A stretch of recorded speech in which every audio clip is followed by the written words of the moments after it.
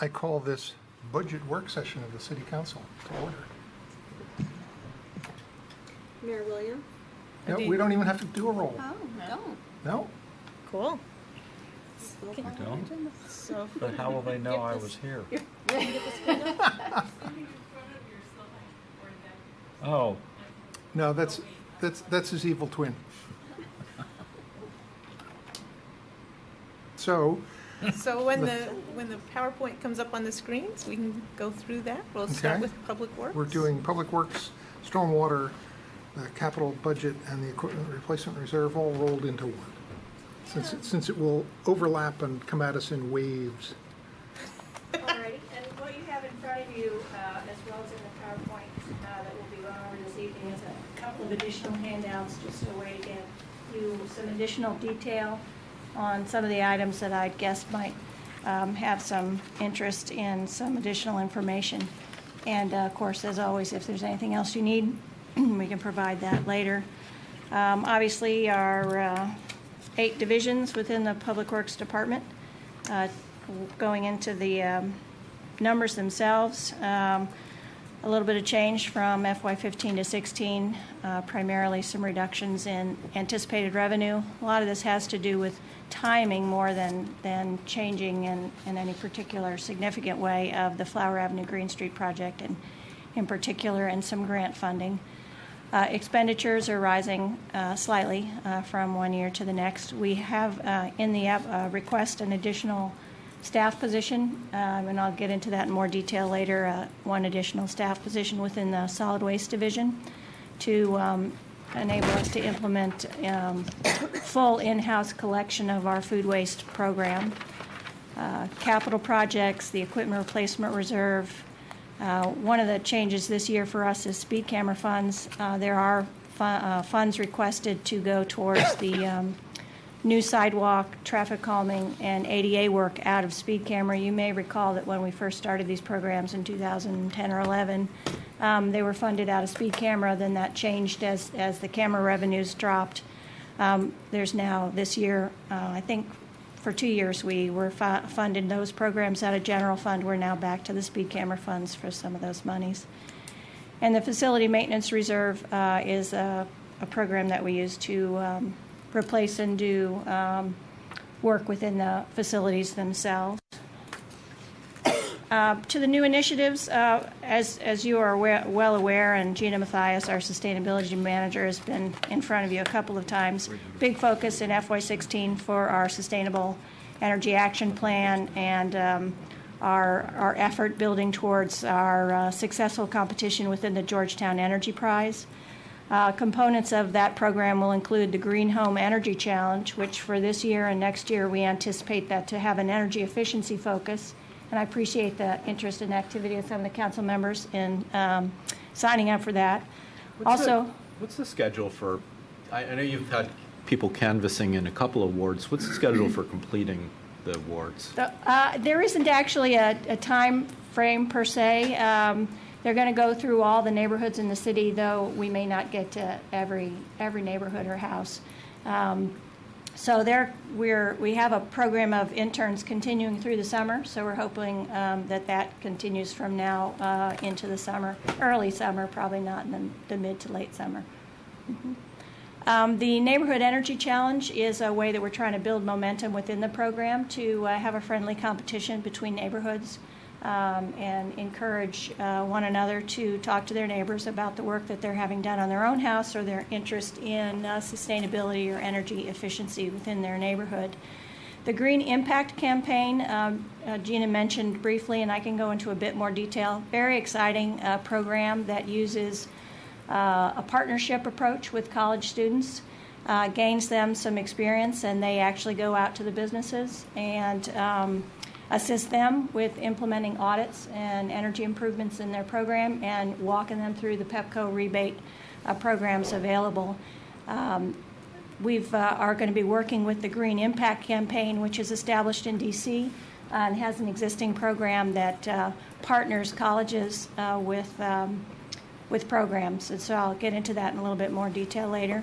the low and moderate income homeowner energy retrofits. That's a full home energy improvements of up to $8,000 per qualifying household. We're going to be partnering that hopefully with the successful program that the planning office oversees for exterior home repairs. So we've developed a way to expand the application form, since we're targeting the same people, so they can apply at the same time for either the exterior home repair or the interior energy efficiency work. And that is all funded through Maryland Energy Administration, and we got a $178,000 grant.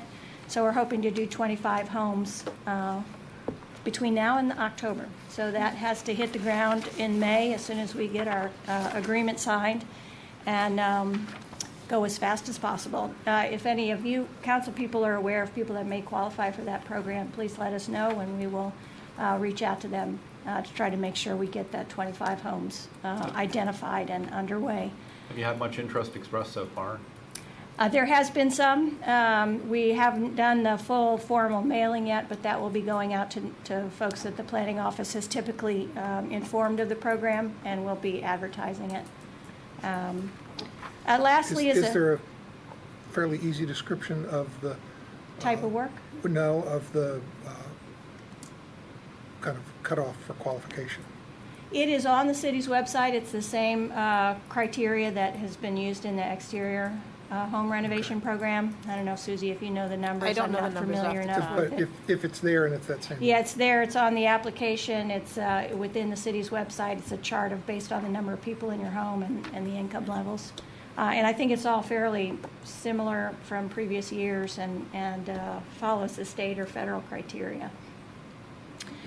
The school and employee energy efficiency engagement, that's kind of a twofold thing. One is that as part of the Georgetown Energy Prize, we need to include schools in our calculations for energy reduction. Makes it a bit of a challenge for us because they're not a body that we typically engage with, but we'll be working on that.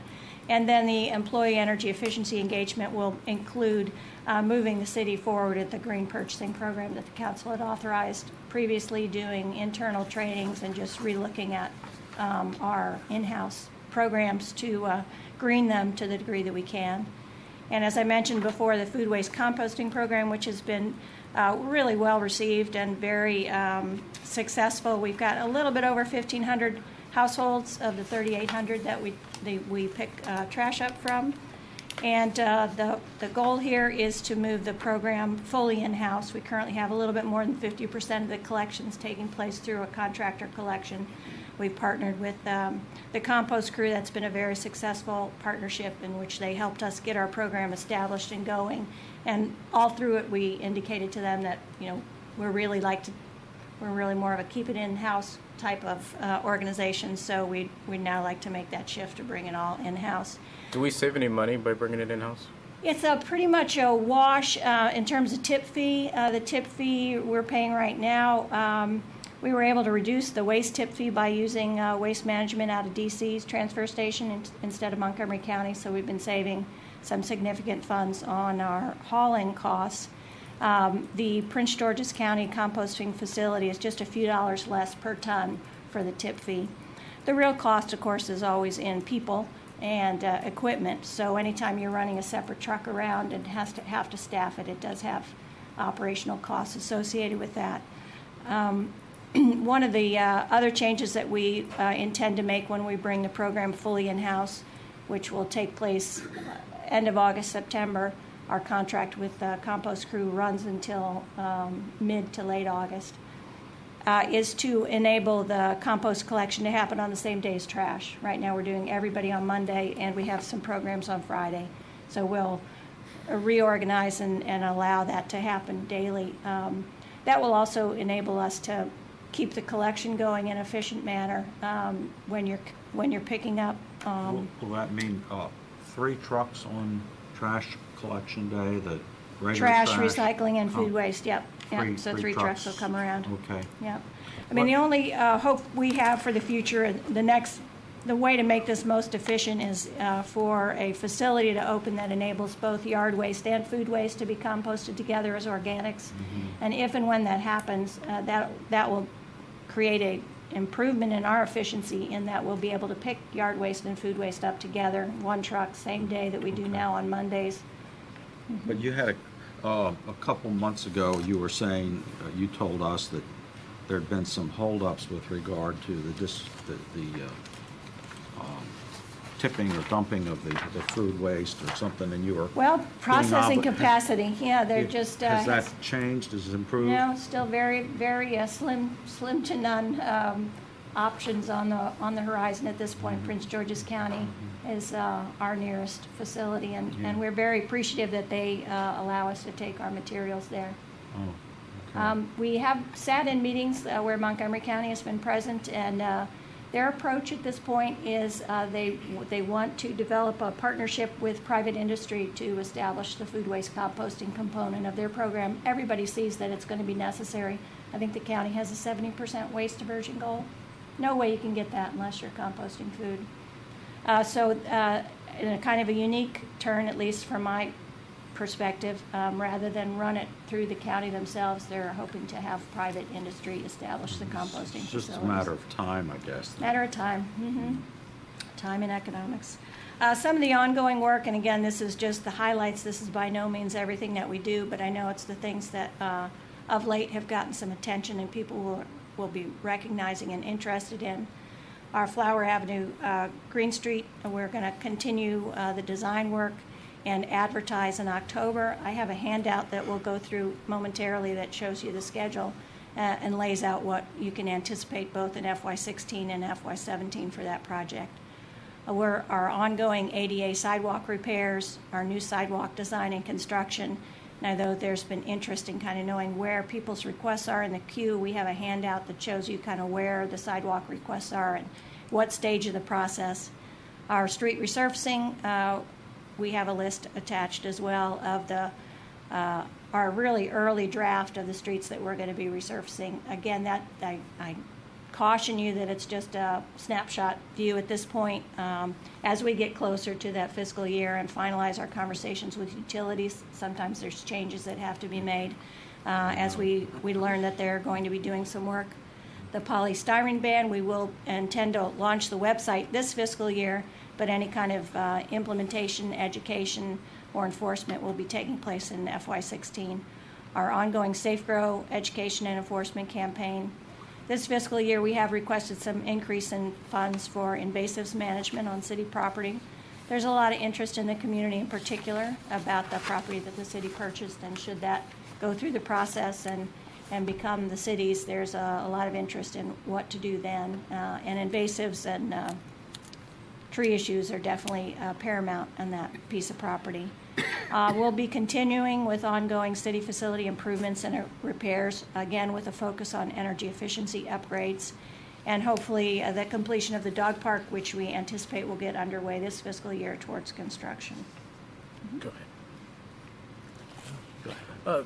There were some questions about the quality of the janitorial service. Has that improved? I'm not aware of any issues with the janitorial service, so. You mean with this building? Yes. No, we do have a new supervisor over facilities that we're very pleased with. So it's much better than it was. Or it's getting there. There's a trend. As far as we can tell, things are looking good, but if there's a particular issue, I'd like to know about it. Okay. I have comments on several things on this slide. One is that I think that the idea of on the polystyrene ban partnering with the business associations, with the CDA and OTBA is a great idea. And I'm glad you're doing that. On the Safe Grow, I do have people I'm working with who are very interested in what the plans are. If you have plans now, it would be great if you could share them, not at this minute, but in written form, and they'd be very happy to contribute to the development and execution of those plans. You know who I'm talking about. On the city facilities, this is really a city facility thing, not a police thing. We had a brief conversation on Monday about the police facility that in the FY15 budget, the estimate for that was on the order of, I don't remember, $600,000, and it's way higher than that for the capital improvements in this year's budget, not to be spent this year, but projecting further out. It would be great if we could have a more reliable, let's call it, estimate, not one that you're going to be held to, Sure. but a better idea of what that and any other planned improvements to Yeah. facilities such as the Hefner Avenue Rec Center and the Public Works facility, what those are going to cost. If it would be great to have tighter, more Yeah. reliable estimates. And then finally, on the dog park, I'm losing what I was going to say about that. Okay, let's move on. Well, I got two quick things, and then maybe that'll come back to me. You should let me answer questions before Okay, you go ahead, continue go to ahead. ask her. I'm I'm sorry, I going to was forget making them. comments. Oh, but okay. yeah, go ahead. Well, a couple of things. We'll get into Safe Grow a little later in the slide, so I'll hold off that for then. In terms of, I share your interest in wanting to get better numbers in terms of facility improvements. It's a bit of a catch-22 until you start doing the initial design and concept and scope of work. You can't really have a handle on what the costs will be. I think that was reflected in the police numbers. When we were first talking about the project, it actually started as a close-in of the atrium and then expanding of the dispatch facility and sort of just assuming we kind of rework that space under the atrium for the police and for the public. And then in talking with the police department, and reminded us all how in desperate need they are of expanded space and reworking of the space down there, which is kind of mousetrappy little corners and nooks and crannies. So that's really part of the cost expansion of that, as the discussions have just really started to get underway and a more broad understanding of the needs. As long as we're going to be doing something down there, it makes sense to address some of the longstanding space concern issues down there. So that's a bit of what's happening with that project. To contextualize my question, we're going to talk about the library in just a little while, and that project is $3.5 million, something like that. Mm-hmm. I'd be much more comfortable with that if the police facility is going to cost $700,000 and much less if it's going to cost $2.7 million. Mm-hmm. So that's the reason, because we have multiple projects coming up and it's hard to evaluate any one of them in isolation. Yeah. It's better, it would make me at least more comfortable to have an idea of the overall commitment Sure. that we're going into in the next few years. Well, the other aspect of that, and we saw it with the Public Works facility, is first you kind of try to determine what your scope of work is, and then you try to look at what your budget is. And if it turns out you don't have sufficient budget or it's just not able to be done, then you break it into workable pieces. So it could end up being a multi-year type approach. There's also, you have to look at the benefit of once you get started in a project. Do you save money by continuing through and kind of feeling the pain right there in the beginning, or do you phase it and then add some construction cost as it relates to that phasing? Oh, I know what it was about the dog park. It was just a question. The staff was going to be developing an RFP. I was wondering what status that has. We're still in process on that. With the beginning of the spring, our construction season is off to a booming start. So we've been trying to gather documents, RFP documents for other jurisdictions, and Joe's been helpful in identifying one for us. So we're hoping to cut and paste and build off existing documents. So that's still in the process of being created. We also have to have significant conversations with Park and Planning to find out what they need in terms of permit access for the use of that section of land between their parking lot and the dog park. And we've also identified a serious need for stormwater management on the school property. And until we get that resolved, there's really no point in putting something downhill from that could be cause of failure if the stormwater issues off the tennis courts are not resolved. So we have a few partnering organizations that we need to get in touch with and resolve what they will require in terms of agreements in order for us to continue to move forward. In that, at least for the school, it'll be solving a problem that they have. I'm sure they'll be agreeable. It's just a matter of finding out who needs to sign off and how formal the description and the scope of work needs to be developed. So we're still working our way through that.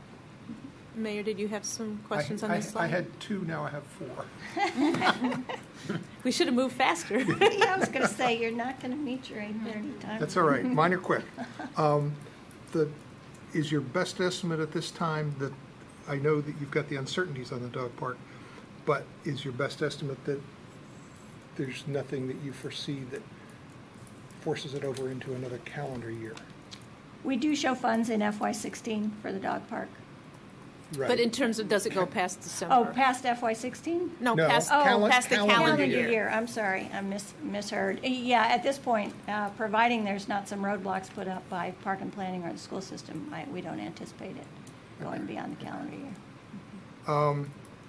The police space where you talked about, I don't know, mousetrappy or something like that, is that basically the space that was originally part of the police department before the police department expanded with the, like approximately however many years ago it was, 9 years, with the expansion of the space? Are we talking about kind of the space under here? Is that where the issues are? I think the, most of the small office and issues are in the older section of the police department. However, if you've been down there recently, even the new section of the police department, you've got hallways to nowhere.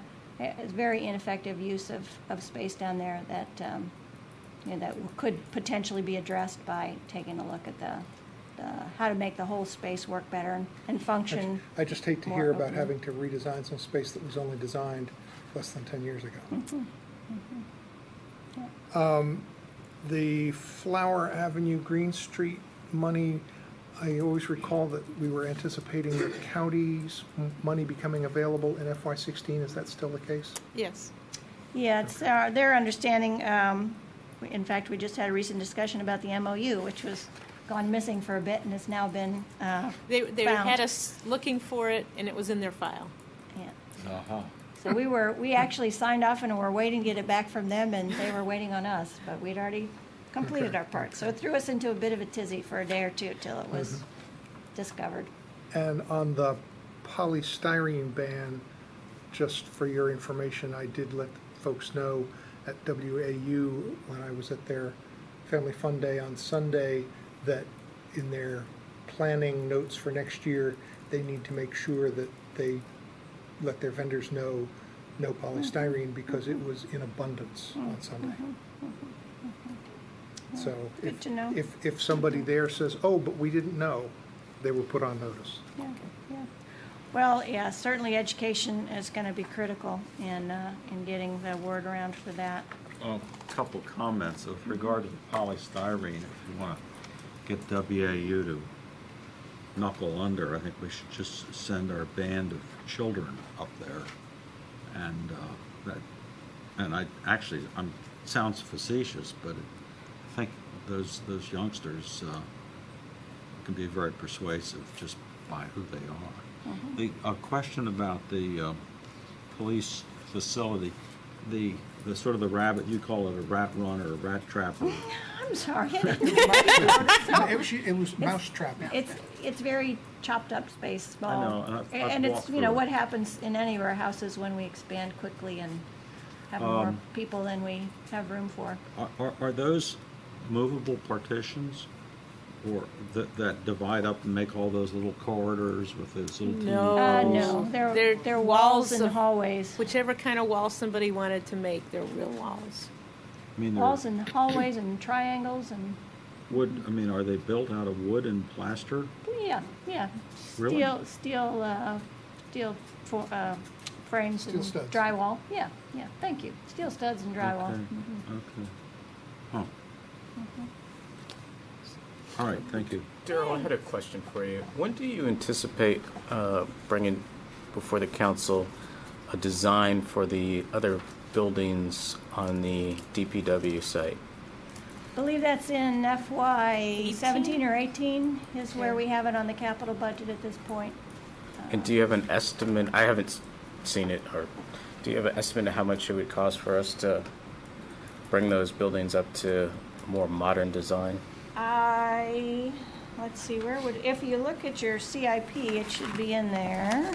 I did not commit that number to memory.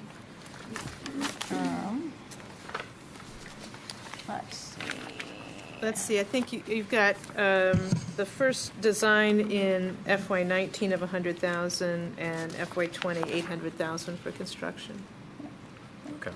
And those were items that were pushed off the work scope of services list from the initial due to cost considerations. They include things like a truck washing bay and the completion of renovations in a section of the facility that was not addressed through the rest of the construction. So they're fairly finite. There was also interest in expanding the mechanics bay because the bays themselves aren't long enough to fit a truck in there. But anyway. Thank you. Sure. I moved you on to the next Thank page. you. On to sustainability, and I'm sorry if this is not going as smoothly as when I practiced it in front of the mirror. No, this is okay. You're going I smoothly, we have- just keep interrupting. I have two things here. I wanted to go through the sustainability program. I kind of singled that out as a separate slide, and again, it is not comprehensive, but it hits at most of what we will be focused on in the next fiscal year. In addition to that, I think the first handout you have separately, I know there's interest in taking a look at funding, particularly since it took us a couple of years to get our sustainability program started. So I just wanted to show a comparison between the budget levels in FY15 and budget levels in FY16. And first, let me go through the PowerPoint, and then we can jump to that slide, because I think it'll make more sense that way. Really some critical components of our energy efficiency programs, the focus on residential programs for single family and multifamily, both occupants as well as landlords and owners. So there is a place for everybody in the programs that we've developed. We mentioned the Green Home Energy Challenge and how it feeds into the Neighborhood Energy Challenge. We are using interns for canvassing and promotion. We've got a plan for interns throughout the year. We've had wonderful success with the canvassing that's been done so far. Something like 50% of the people they talk to sign up for the Green Home Energy Challenge. So just, again, kind of like what we experienced with our food waste program. Incredible reception. People are very excited about it, and kind of just needed that nudge. Yeah, I know Pepco was doing something, but I hadn't really kind of figured it out yet. So that was just what we were hoping to find. So Gina and her interns have been really quite pleased with the reception they've been getting, and we have got a number of programs underway to identify our partners on the audit and retrofit work, and our preferred contractors. We've gotten approval for a request for interest for preferred contractors that function within Pepco's list. So we'll be providing those to residents as we get the information finalized, so that we've got a kind of a screened list of vendors that we'll be working with. And what that will entail, or what that helps with, is when someone signs up for the first home energy audit, typically Pepco's already reduced the cost to $100. It's a $400 or $500 audit. Only costs people $100. The city is going to pay that initial $100 as an incentive to get people signed up and going. By using our preferred contractors, we will be able to pay directly. The resident won't even have to get involved in that. We won't have to rebate them. We won't have to create an account in our financial system in order to pay. We'll have relationships directly with the vendors, which isn't to say that if someone decides they want to use their own vendor, as long as they're Pepco approved, they can.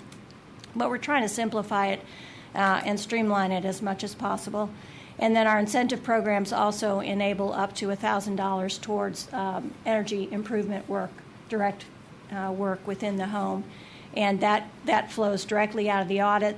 The audit will list a series of improvements that can be made and the Pepco rebates possible and the cost for those improvements. And then people will use our program to get approval for up to $1,000 of city contribution towards that work. We're envisioning an annual awards event to recognize not only the winner of the Neighborhood Energy Challenge, but also the volunteers, the key residents, the key businesses that have been going to be active in this program. So we'll have an annual event with recognition awards to honor and kind of pat ourselves all on the back in that regard.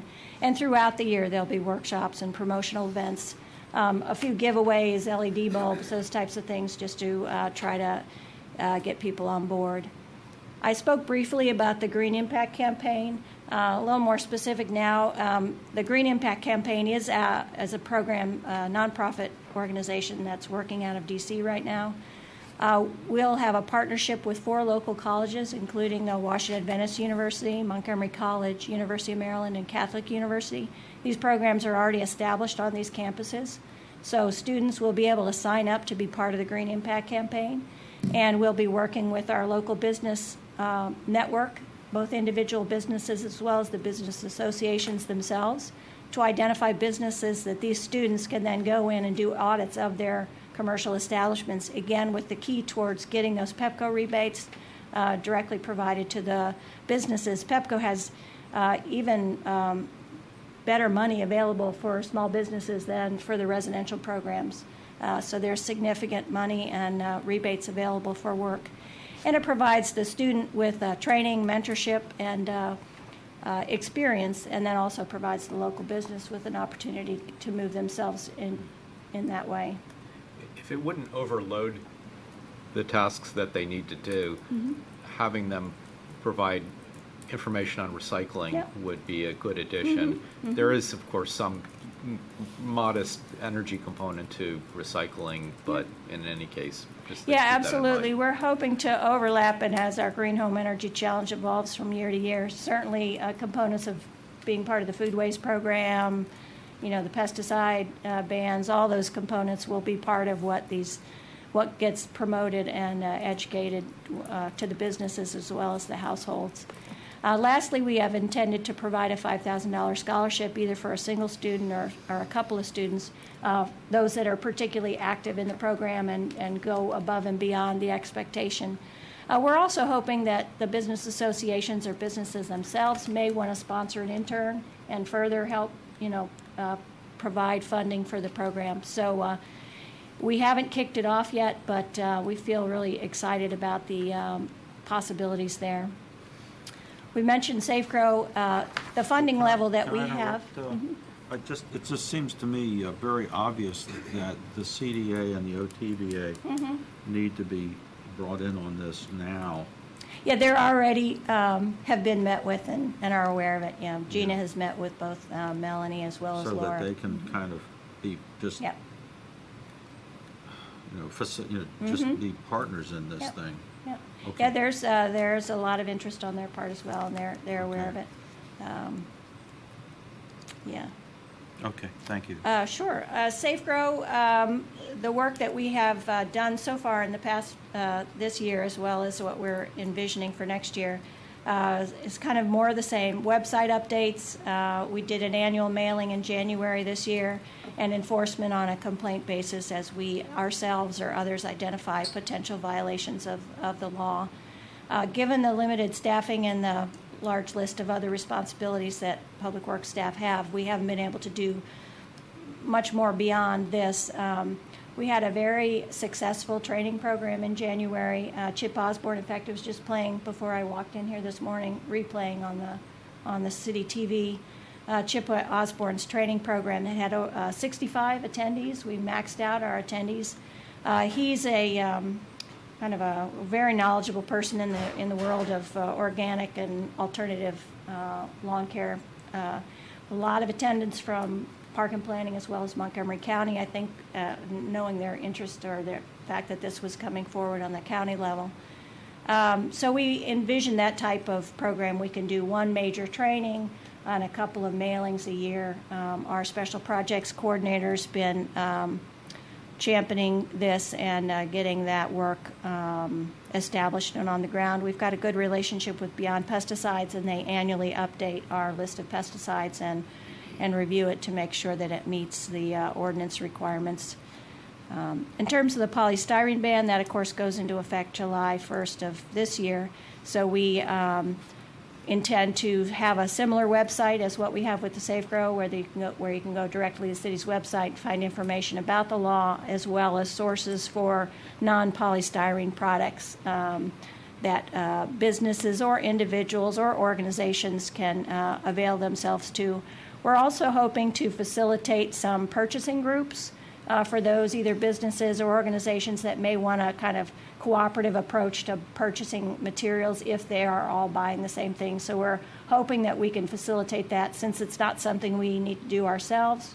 we really need to wait to be approached, and we're hoping we can play that kind of collaborative role.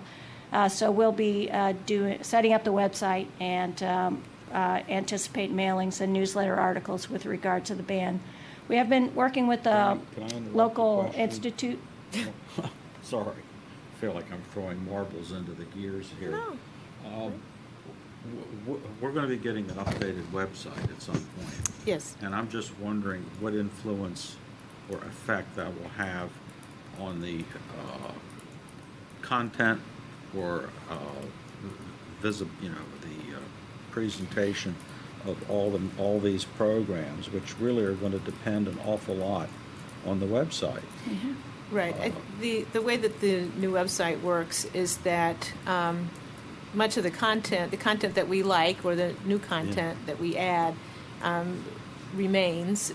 It maybe looks a little different, but it doesn't take, we don't have to rewrite things and that kind of thing. It will allow people to do searching so much better. So you can just, from the very beginning, you can just type in polystyrene and you go right there. You don't have to go through some trees to get to it. I mean, I think that the advantage is going to be the ease of getting to what you're trying to find out. When do we think that will actually be brought up? I think June. June? Okay. They're moving really well. Yeah. We're excited All about the all the development. new material that we've been developing is all going to be easily compatible to the transition. So the safe grow stuff, the polystyrene stuff will all Right. move very smoothly from one to the other. Now, I mentioned before the green purchasing. That's really an in-house implementation of the city's green purchasing requirements, and just making sure there's department awareness, and purchasing folks within each of the departments are aware of that program. And in addition to those programs listed, there's, obviously our urban forest program, tree planting and preservation, our stormwater programs that are run out of Public Works, then of course HCD with the bicycle, the alternative transportation, and the other types of programs they have. Daryl, did you want to go mention the handout? Sorry. The first page here on the sustainability program funding comparisons. This was I had prepared this a similar document for the Committee on the Environment in early discussions with them about what we were looking at for budget next year, so it was easy to pull this together. It's been a bit refined since that information was originally provided to the committee. But it basically just shows what the level of funding is from year to year. Obviously, there's the salary and fringe of our sustainability manager. I mentioned interns. They're also listed separately on there. One of the differences between this current fiscal year and next fiscal year, our food waste collection contracts used to be within the sustainability budget. If we add our additional staff and are able to pull that in-house fully, those programs are now built into the solid waste budget, so are no longer seen in the sustainability program budget. So you'll notice for FY15 there was $85,000 in contract cost and $0 in FY16. So it just reflects that. Consulting work, the Safe Grow work. We've been funding the Safe Grow budget at about $5,000 a year. I remember and I think Susie sent email to you, Seth, and others about this recently. When we were first talking about the program, $25,000 had been set aside for the program as in the last fiscal year. As we got closer to that fiscal year, and once we hired the program manager, we needed to find funding to meet the salary requirements, and so that available funding level was reduced to $5,000 to provide us funding for the other programs. The polystyrene ban we're funding at a similar level. And then we've got a big jump in just basic office supplies, printing, mailing, copying. I mentioned our rebates and incentive programs, our annual events and workshops and awards, and the student scholarship money. So you see in the list there about little over $320,000 that make up the funding level in the sustainability budget as proposed in FY16, compared to just under $270 in FY15.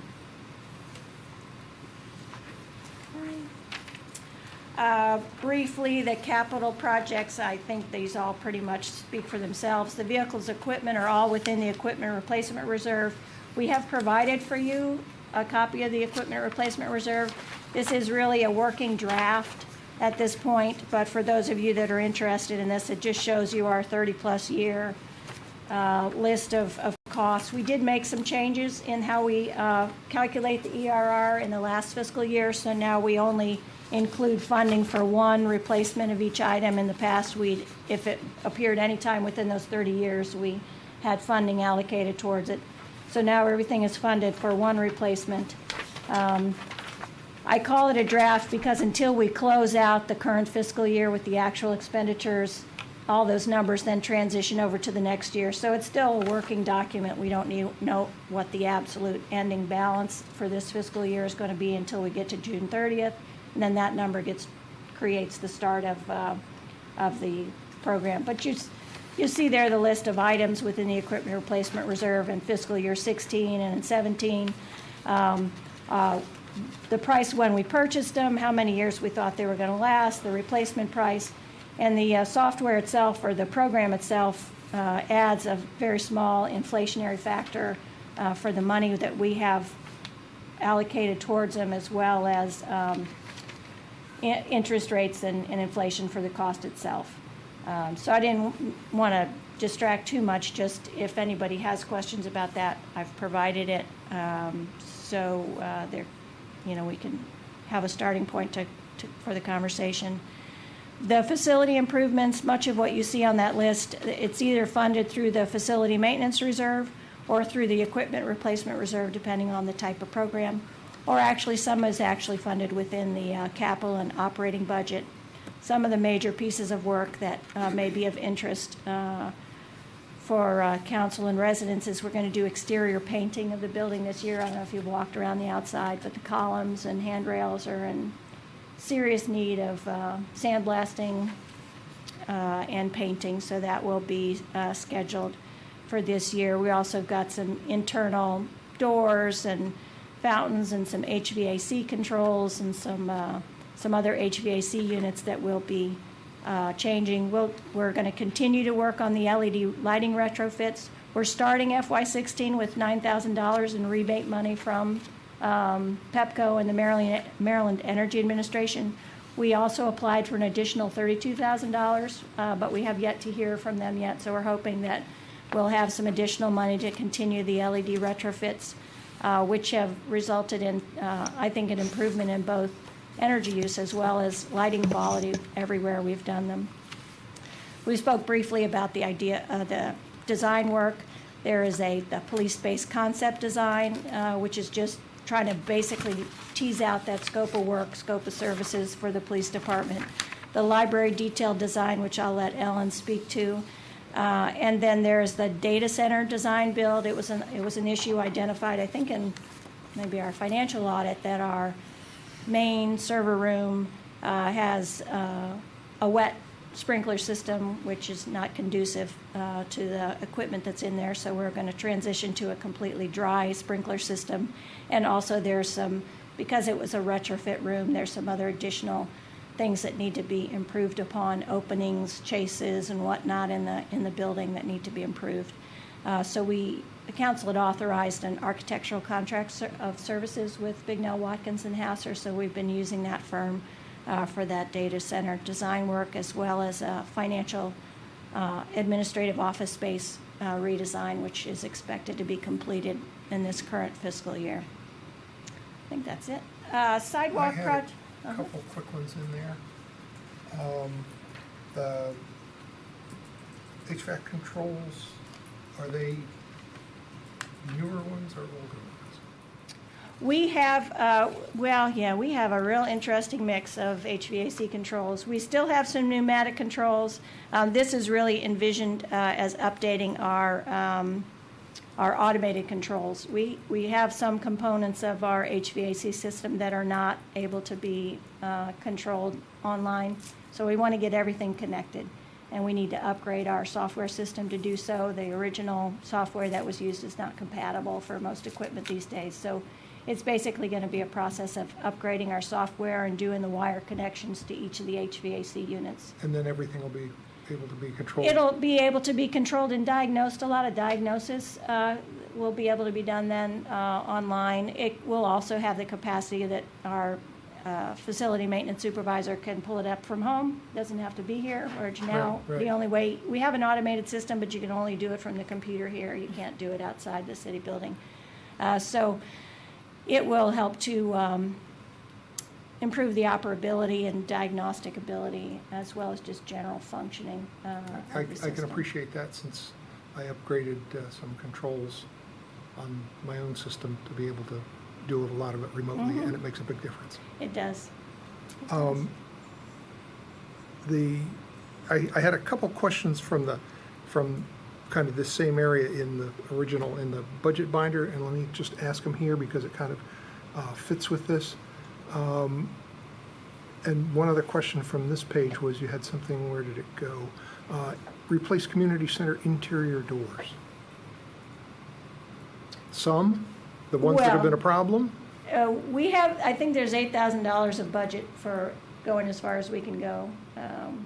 We've got two issues with the doors. One is just the abuse that the doors themselves have taken, so they're beat to a point beyond repair. The more serious issue, though probably not visually to the community, is the doors themselves are too heavy and were installed improperly, and the framing themselves is collapsing in on itself. So we need to So when you have doubles, they're we have binding. we have a problem with the bucks, so we need to replace the structural support of the doors themselves, or identify a door that's not as heavy as the current doors. That's why all the doors lean, and we have this Right. constant problem of doors touching. I'm aware of those problems. Yeah, yeah. But So, I'm sorry to hear that it's basically sounds like a design problem. Yeah, we have aluminum bucks, and they are not up to snuff for the doors that were installed in the building. With the Hefner Park, the issue is, basically it was a building that was 1950s or whatever. If you've been up there, you've got your double doors. They've been used heavily enough now that they need to be replaced. They're bowing from just wear and tear, as well as a little bit of vandalism. But once you go into that building, there's the double doors out the back that are no longer needed. There needs to be a fire exit, but that type of system doesn't need to be in place. So we're going to be retrofitting and improving both the main door as well as that fire exit door. Hefner makes perfect sense. Yeah. I'm not particularly happy that we have issues and costs with facility that's less than 10 years old. Well, I think, the Public Works facility is a facility that gets heavy wear too. Not the same kind of public use that this does, but that building has barely, you couldn't tell that we've been in there since 2011. It just is not showing that kind of, I think this building, almost as soon as it was in use, started showing wear within year one, year two. I think it speaks to being very careful with your design firms, that they have quality in mind rather than just bottom line prices. And I think, we learned the lesson the hard way. I think in this facility, the auditorium, it's holding up well. Public Works facility is holding up well. I think when you have good design work and select your contractors well, it shows in the product. There's cheap and there's inexpensive. Yeah. And just one or two other quick questions. The digital signage system that's in... Yeah, that's actually under the I think it's city TV cable communications. Okay.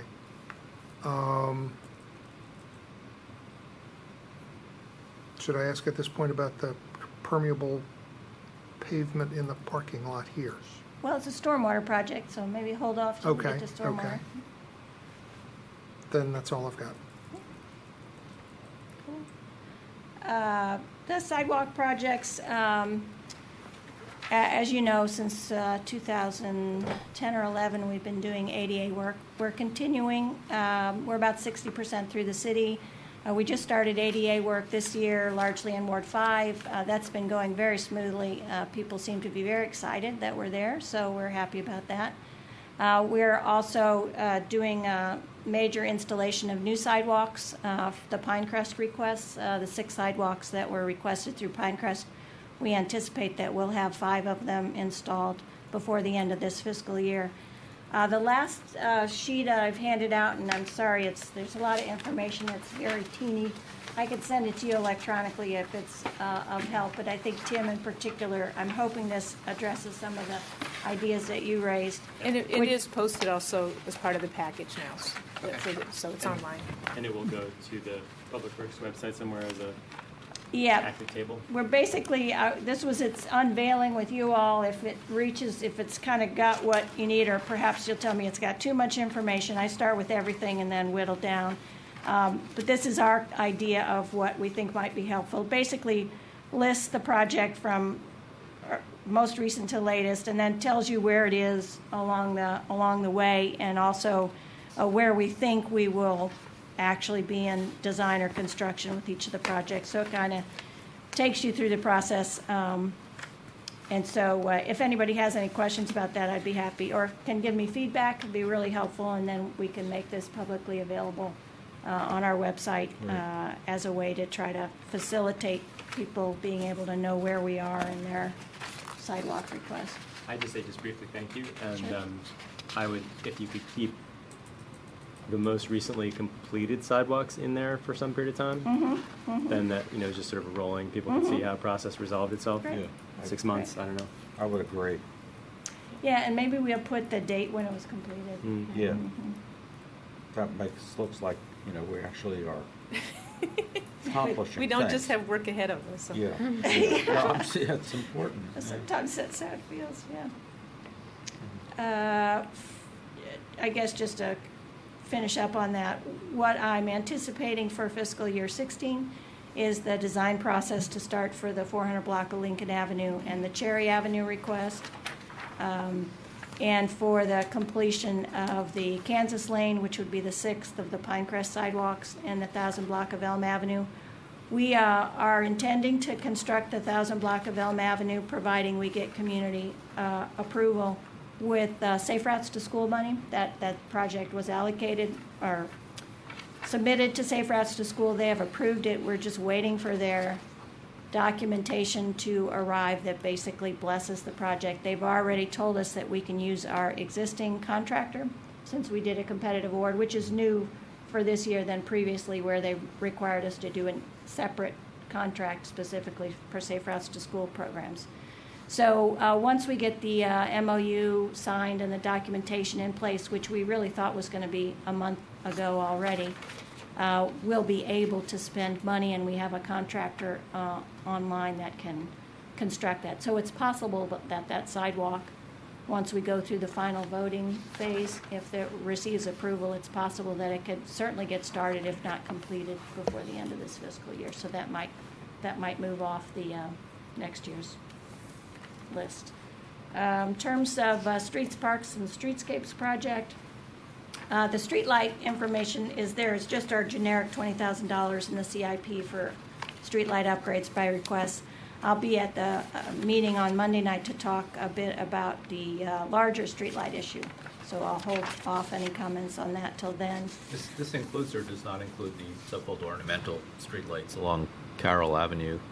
It does, in terms of individual repairs and replacements. We have typically purchased replacements for those lights when they've been hit or damaged out of that $20,000 CIP program. Yeah. I'm long overdue on getting those lights replaced, and I'm aware of that. Apparently, we just lost another top on one in front of the pizza place on Yes. Carroll Avenue, so we had to take that dangling light down this afternoon.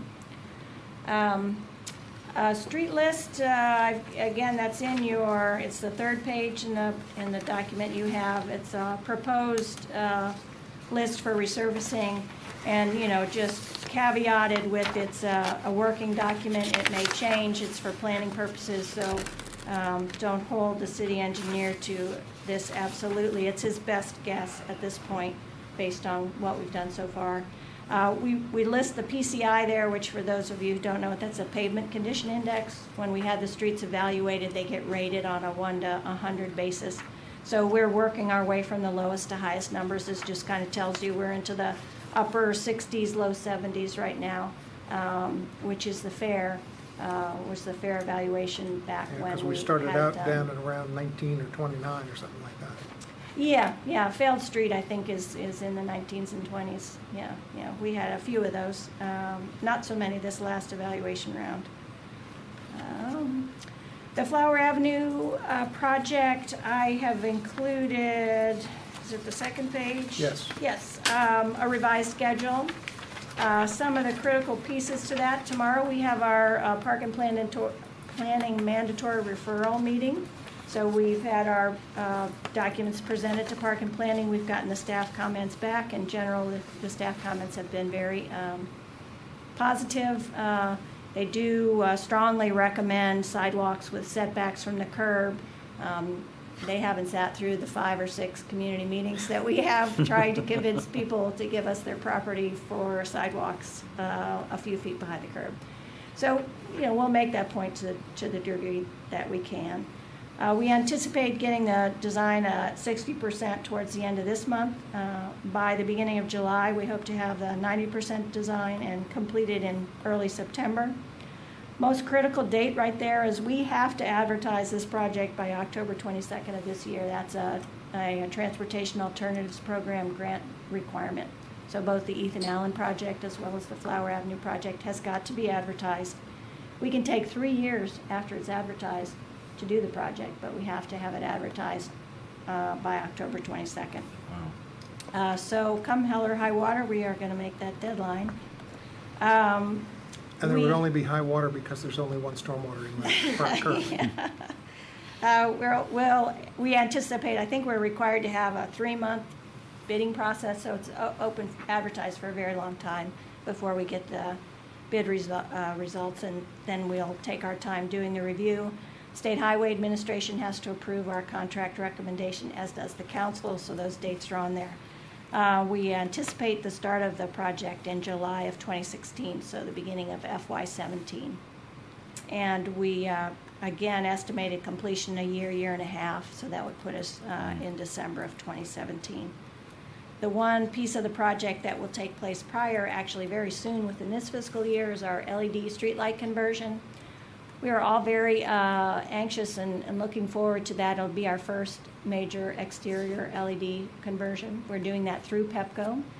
The Empower Maryland program, we actually are entitled to a small rebate for those streetlight upgrades, so we're taking advantage of that program to retrofit. I think it's in the 30s. At first I thought it was 44 lights. It's somewhere between 35 and 44 lights that we're converting from the existing high-pressure sodium to LED along Carroll Avenue on the city side of the street where the wooden where the wooden utility poles are. The full project will include LED lighting on the opposite side of the street as well to meet the light requirements of the project, but that will be installed during construction of the project itself because it includes conduit and excavation and new lights, whereas these are retrofitting existing street lights that are on the utility poles. So as we talk next week about the streetlight project, I'm really looking forward to having some actual LED streetlights for everybody to visit and see and vet and look at, so we all know really what we're talking about. So that is a CDBG funded project, and we're anticipating, I think it's required to be completed before the middle of June. So as soon as CDBG signs our MOU, we'll send a check to PEPCO and get those underway. It's all been designed and approved and selected. We just need to pay PEPCO and then get on their queue. Good. Daryl, thank you. This is very helpful. When Mr. Kinner was city manager, he produced a one-page document. I don't know if you did that. Probably NEMA. Is it possible you could take this information, add it to that document, Sure. and maybe make some more improvements to it to catch everybody up to where we are? And can you give us an update on WSSC and Washington Gas, where they are in their Yes. installation of I'm new glad gas you- lines and water line? Glad you asked that. I forgot to include that. Washington Gas has told us they plan to do a gas main improvement in the project. They're supposed to do it this summer. We ask them probably once a month for updates on that project and haven't really gotten anything firm. There has been communication between Washington Gas and our design firm because as we finalize our designs, particularly with our bioretention facilities and the stormwater issues, we need to have certain gas lines moved out of the way. And so as they do this project, they can take care of that before we get there rather than having to relocate lines once we get there. So there's still every indication that that's moving forward and should be underway in the summer of this year. Have strongly encouraged them to get done with that before the Carroll Avenue Bridge project were to get into gear, just to reduce the amount of traffic congestion. So that's what we know for Washington Gas. The WSSC project is actually a little bit within our span of control. WSSC did agree to let our design firm design the water main replacement project. So it's pretty much of the similar track with our other design projects. They're at 30% right now and have reached the 30% approval. They're working towards 60% design drawings. So WSSC is reviewing the water main plans that our design firm is developing. At the same time, it's developing the rest of the project. WSSC pays for that, so when I get my monthly invoice from RKK, they separate out the WSSC portion versus the city's portion, and I forward that to WSSC, and they will refund us the money. The same will happen when the project goes under construction. The portion of it that's a WSSC-related project will be paid for by them. We'll be the contracting agency to simplify the procurement issues for WSSC, but they will reimburse us based on our invoicing. So the water main project will be happening at the same time the Green Street project is underway. The only other thing that may happen in next fiscal year, and it really depends on the workability of it, is because we are doing the bioretention and the stormwater component of this project with a separate grant through the National Fish and Wildlife Federation, we do have the ability to pull that out and construct, or at least start constructing most of that before the rest of the construction. So there may be some locations, like on the Washington Adventist University property, where we can do that construction, because that's pretty much all that's going to happen there, and get it underway and in place and have it working before we do the rest of the Green Street project. So we may pull that out separately. We did include funding in the capital budget that indicated the use of the Fish and Wildlife Federation money in this upcoming fiscal year. So we'll just keep you updated if it continues to look like that will be a possibility. The Fish and Wildlife Federation has indicated they'd like us to spend the money sooner rather than later, but they understand the complexity of the project. And in our last conversation with us, they wanted us to come and talk about how well we work with utilities. So it was kind of a reflection of, whoo, okay. Other people have it even worse than we do. But they were amazed by the cooperation with WSSC in particular, both from a design point of view, as well as their willingness to let us incorporate bioretention facilities within their area, anywhere near their infrastructure, which is typically not something they're very happy about. This afternoon I had a conversation with Washington Adventist University's CFO, and he expressed his concern with our project in the Carroll Avenue Bridge closure. Will there be much overlap, or what do you think?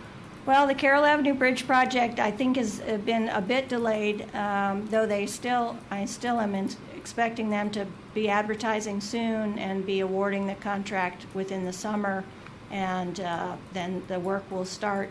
And we've been told that the first 6 months or so will be non-bridge closure related. The contractor will be on site but doing other stuff. So we still fully expect that to happen towards the latter half of this current fiscal year, current calendar year, and then the bridge closure to happen in the winter, December, January. It may be now pushed more like February, March into 2017, and then the full year of construction after that. So these two projects just keep kind of banging into each other. What we've said all along is that we intend to start at the far end if the Carroll Avenue Bridge project is underway when we need to get underway.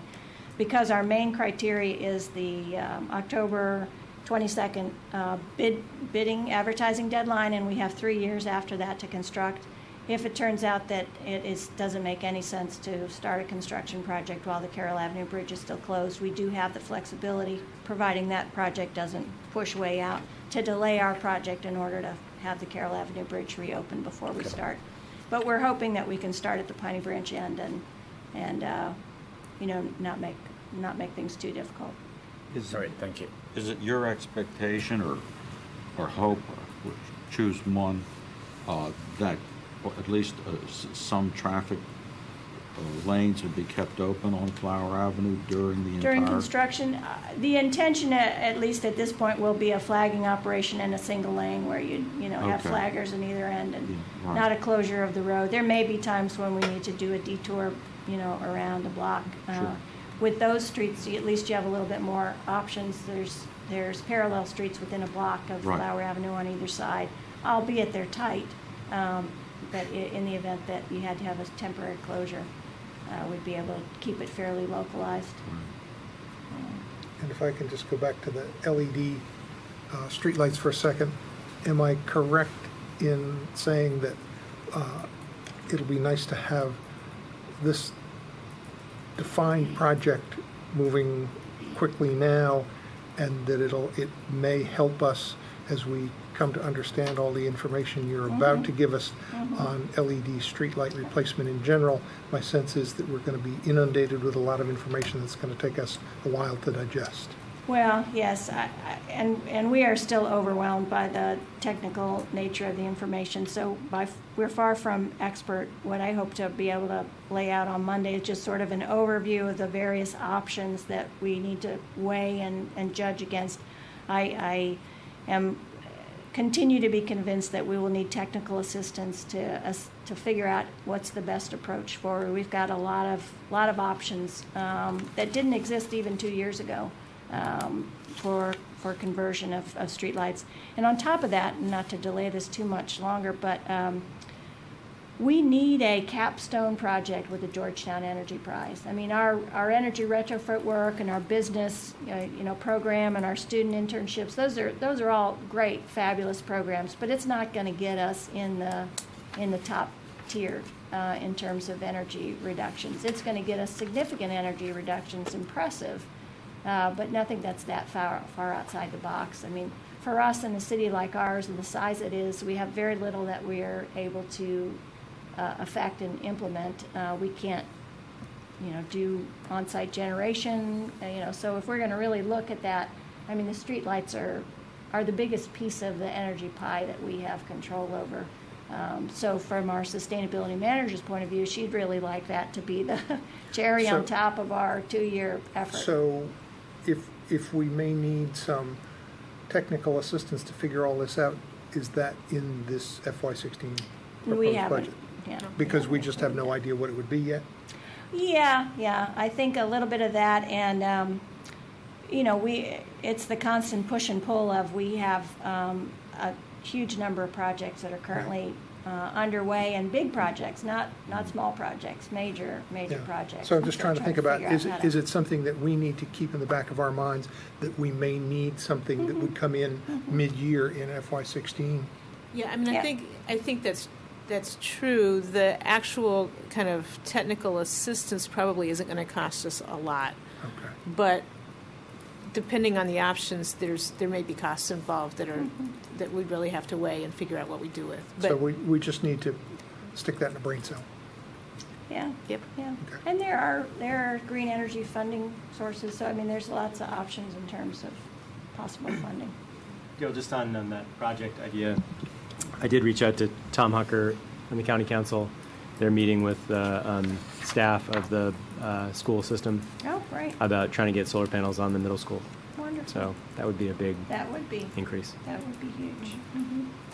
Narrowly, you talked about the Carroll Bridge closing.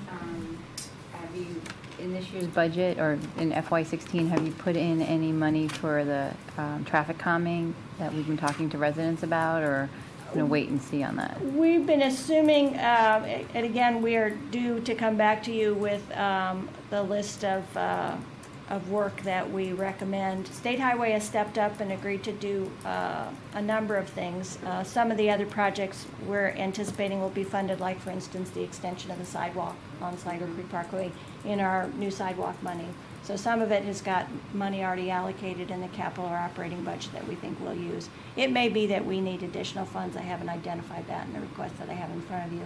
But it is in the nature of, not big ticket items, depending on what the scope of the work is that we So end up that type of doing. thing you're envisioning would come from unappropriated reserves? Yeah.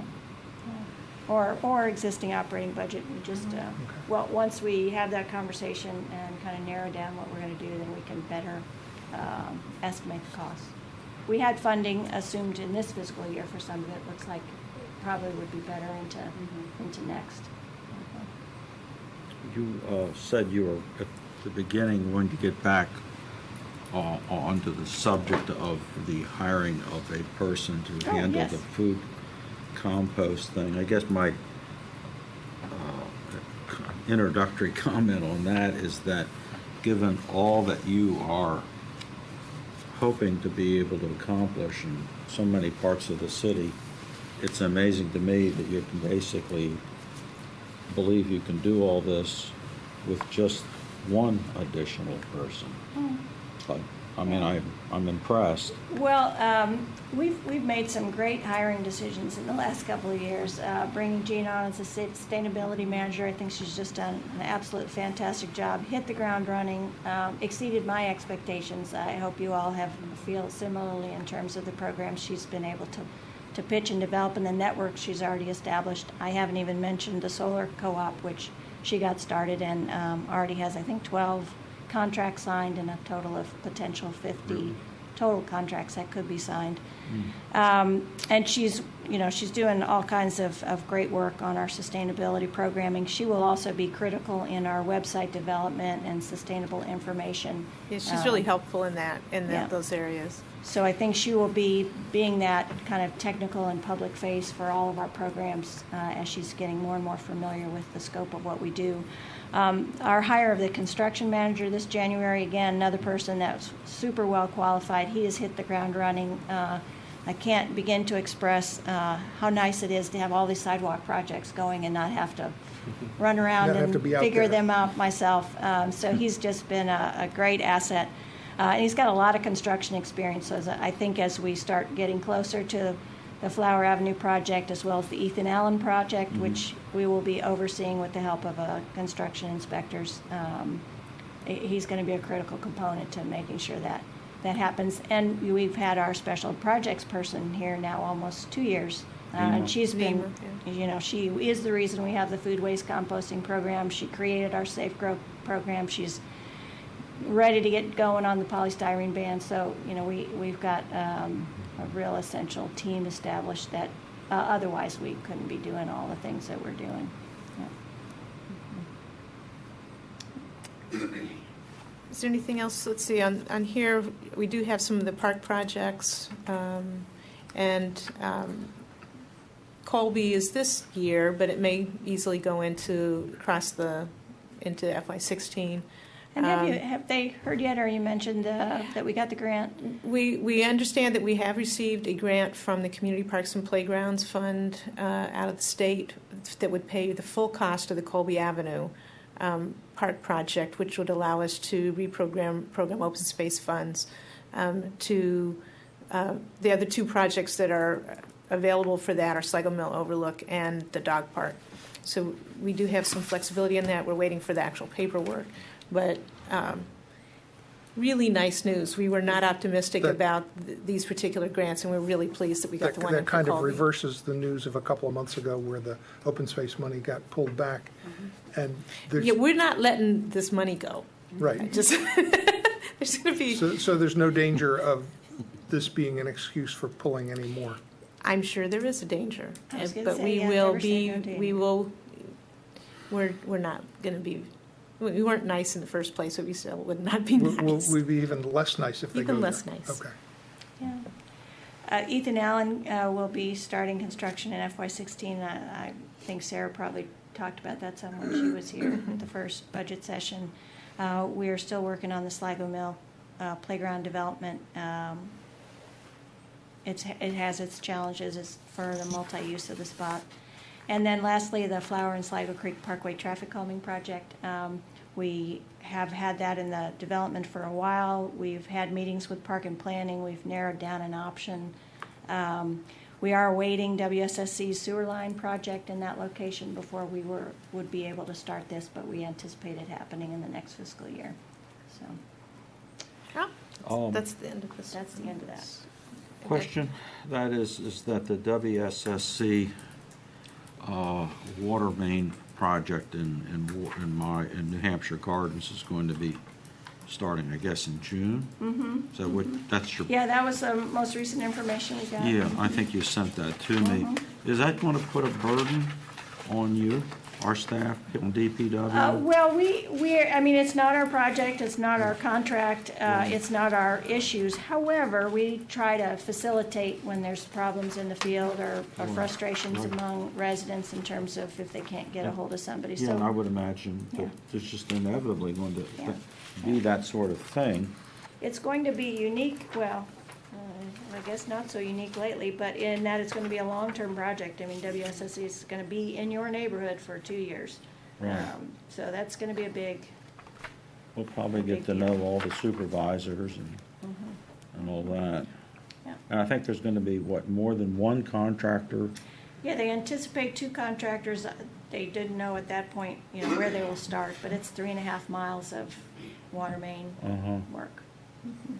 I don't think we have any area of the city that's going to have been untouched by major construction projects. Well, the only plus of that is it should be 30 years from now before anybody comes back to chop away It's at been gas constant. or water. It seems like it's been constant for at least 10 years. Yeah. Which is a reflection of the age of our infrastructure. I mean, it's all been sorely in need of major rehabilitation. We're trying to, in my neighborhood, think about what it'll all be like.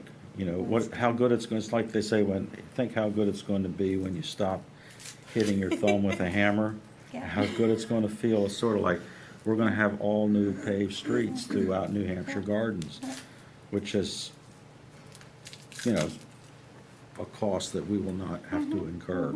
And could I just say, I think, Ms. Berthwaite, you were underestimating and not giving yourself and your department enough credit for how much you interact with utilities on behalf of the residents when they're here. So, we've had a lot in Ward 3, and I very much appreciate all the efforts.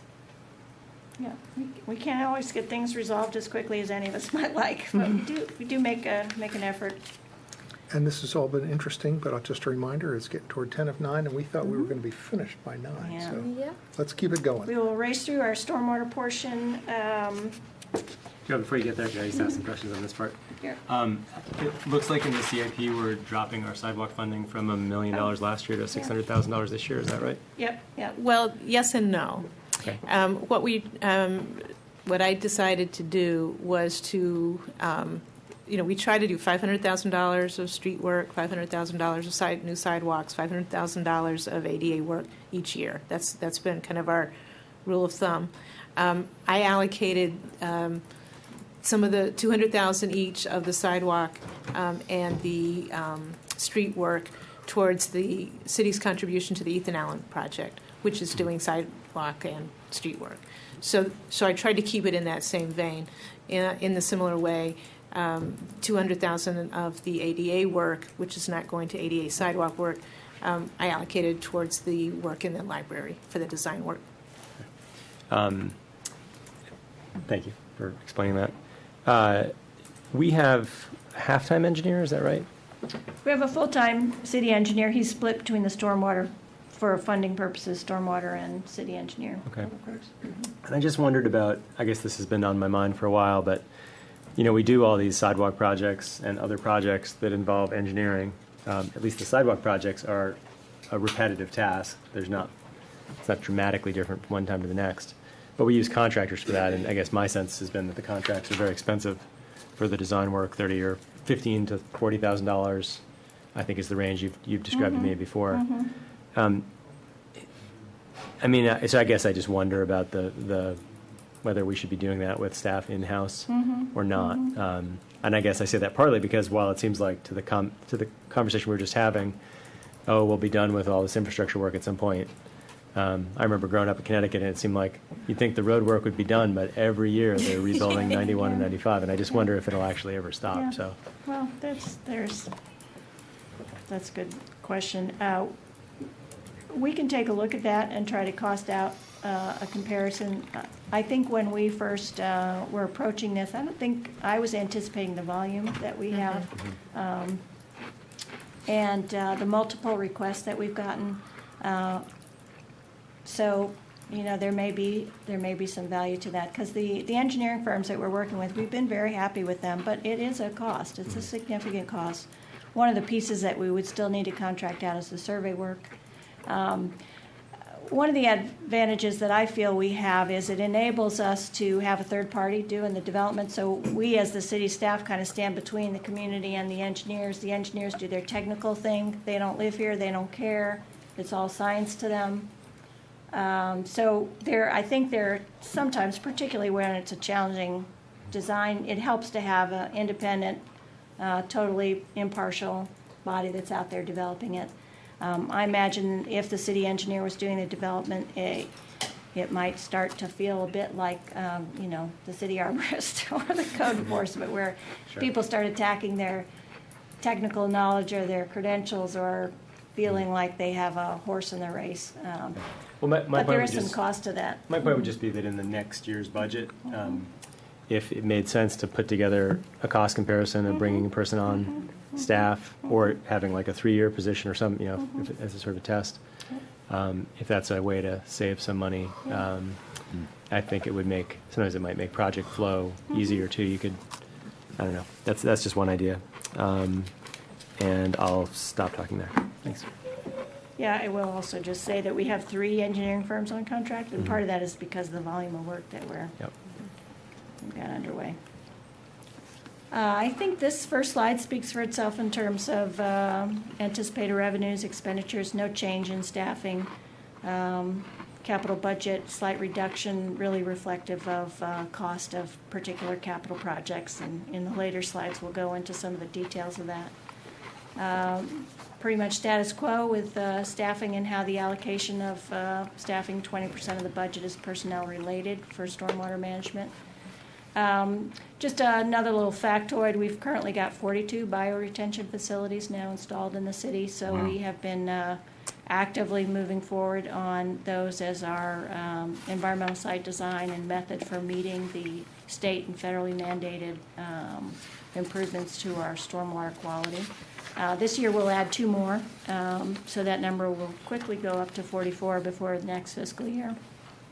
Some of the projects we've got intended for next year include a slope stabilization at Flower and Cherry Avenue. It's a budding park and planning property where we have some serious erosion along Cherry Avenue and down into the creek. An infiltration facility at Devonshire Avenue and Glazewood Avenue. We've got a lot of subsurface water in that area.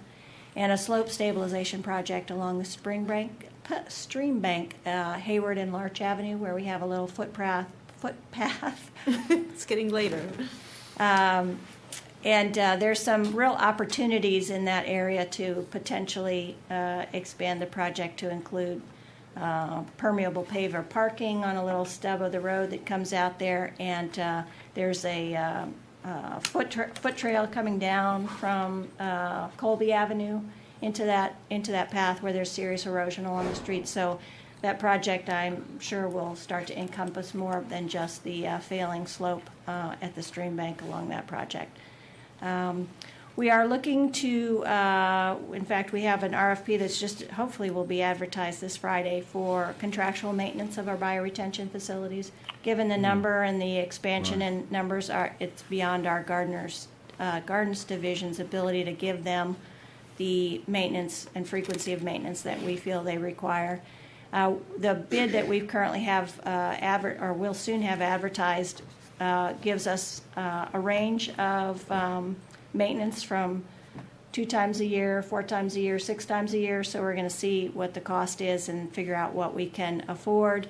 We've also are focusing it specifically on the bioretention aspects, which have very specific maintenance needs in terms of trash removal, sediment removal, leaf removal.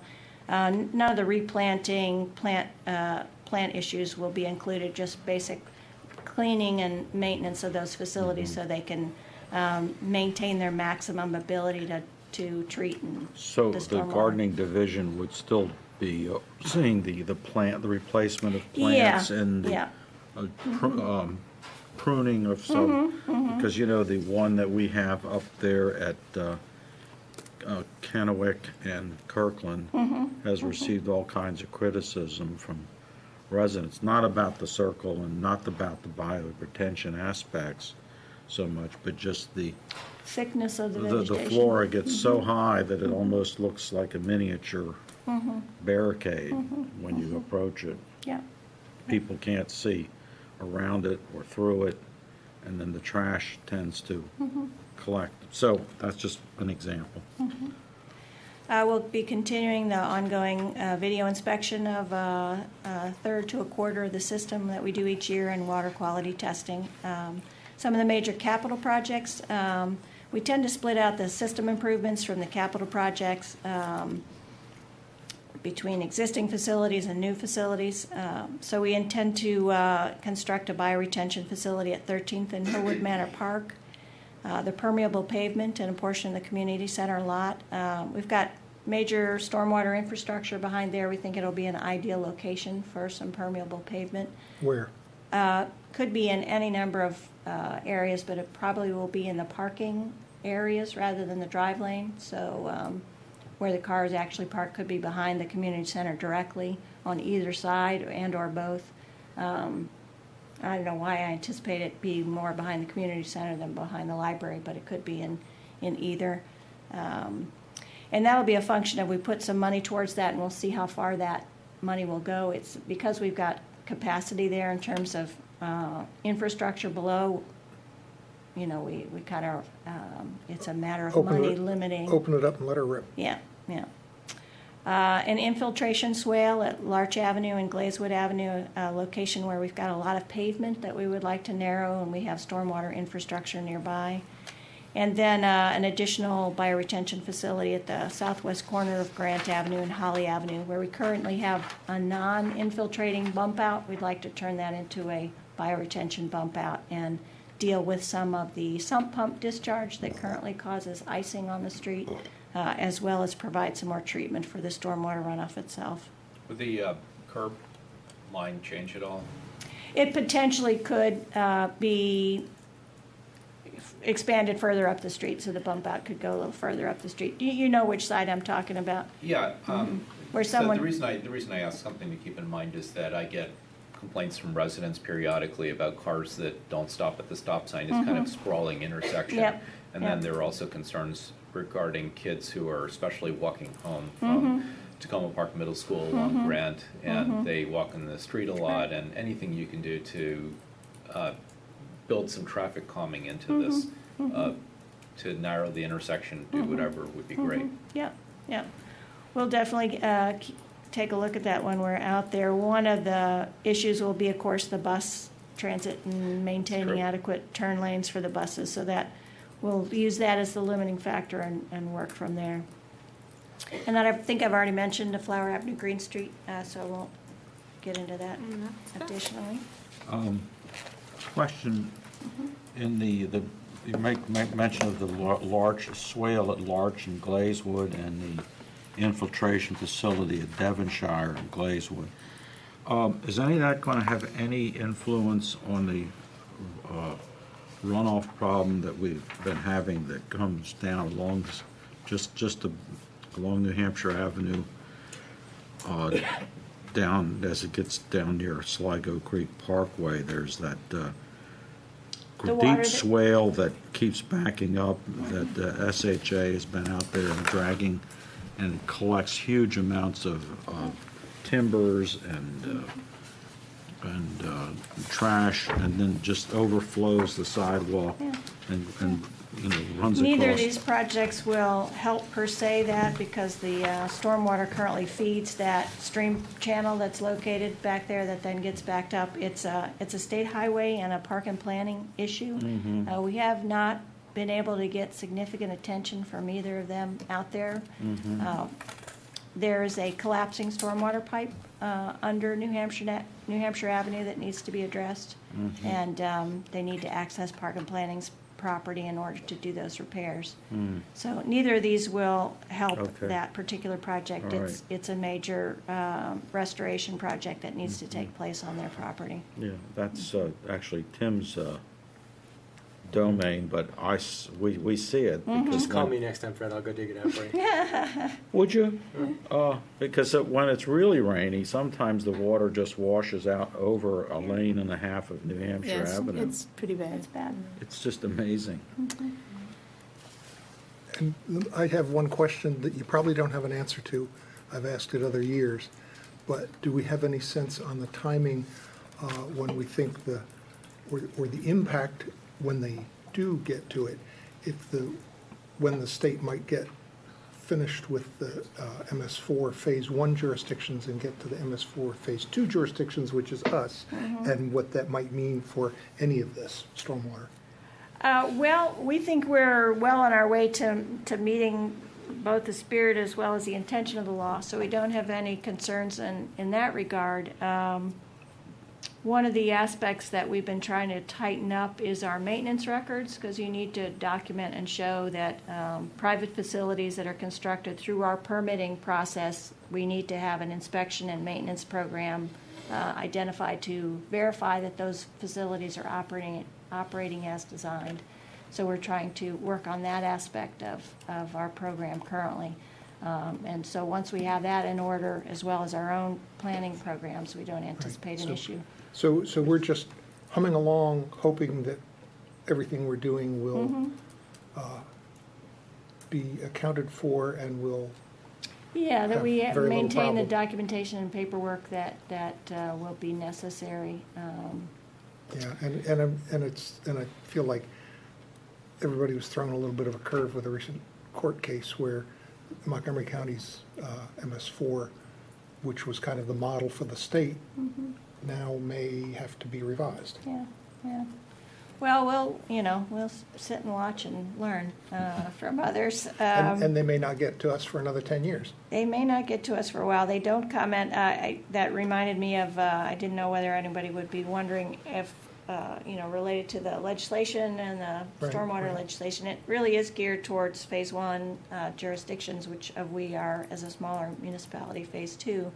But it is our understanding that we'll be required to meet the reporting requirements that are now added in the law.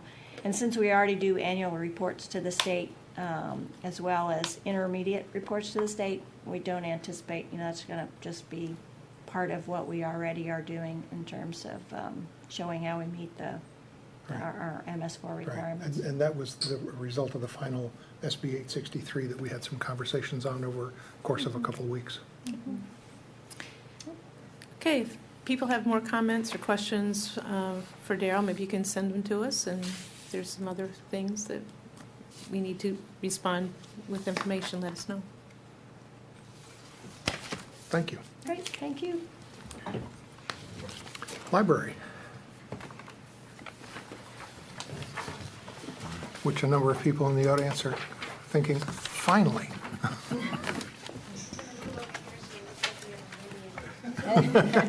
Yeah, but I can count, you don't.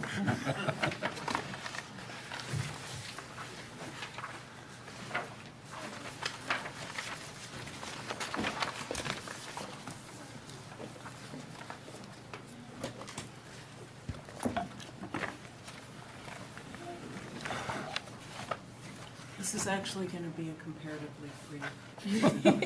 That's good.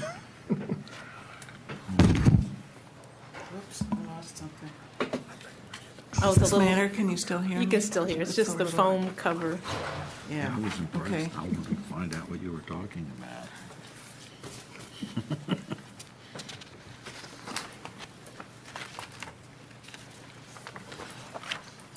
Do I switch the slides? I switch them, I've got the Oh, controls you over do? here. Okay. First of all, the department summary is pretty self-evident. Revenues increased by 11%, and they consist of library aid from Montgomery County, plus income from libraries, fines, and fees.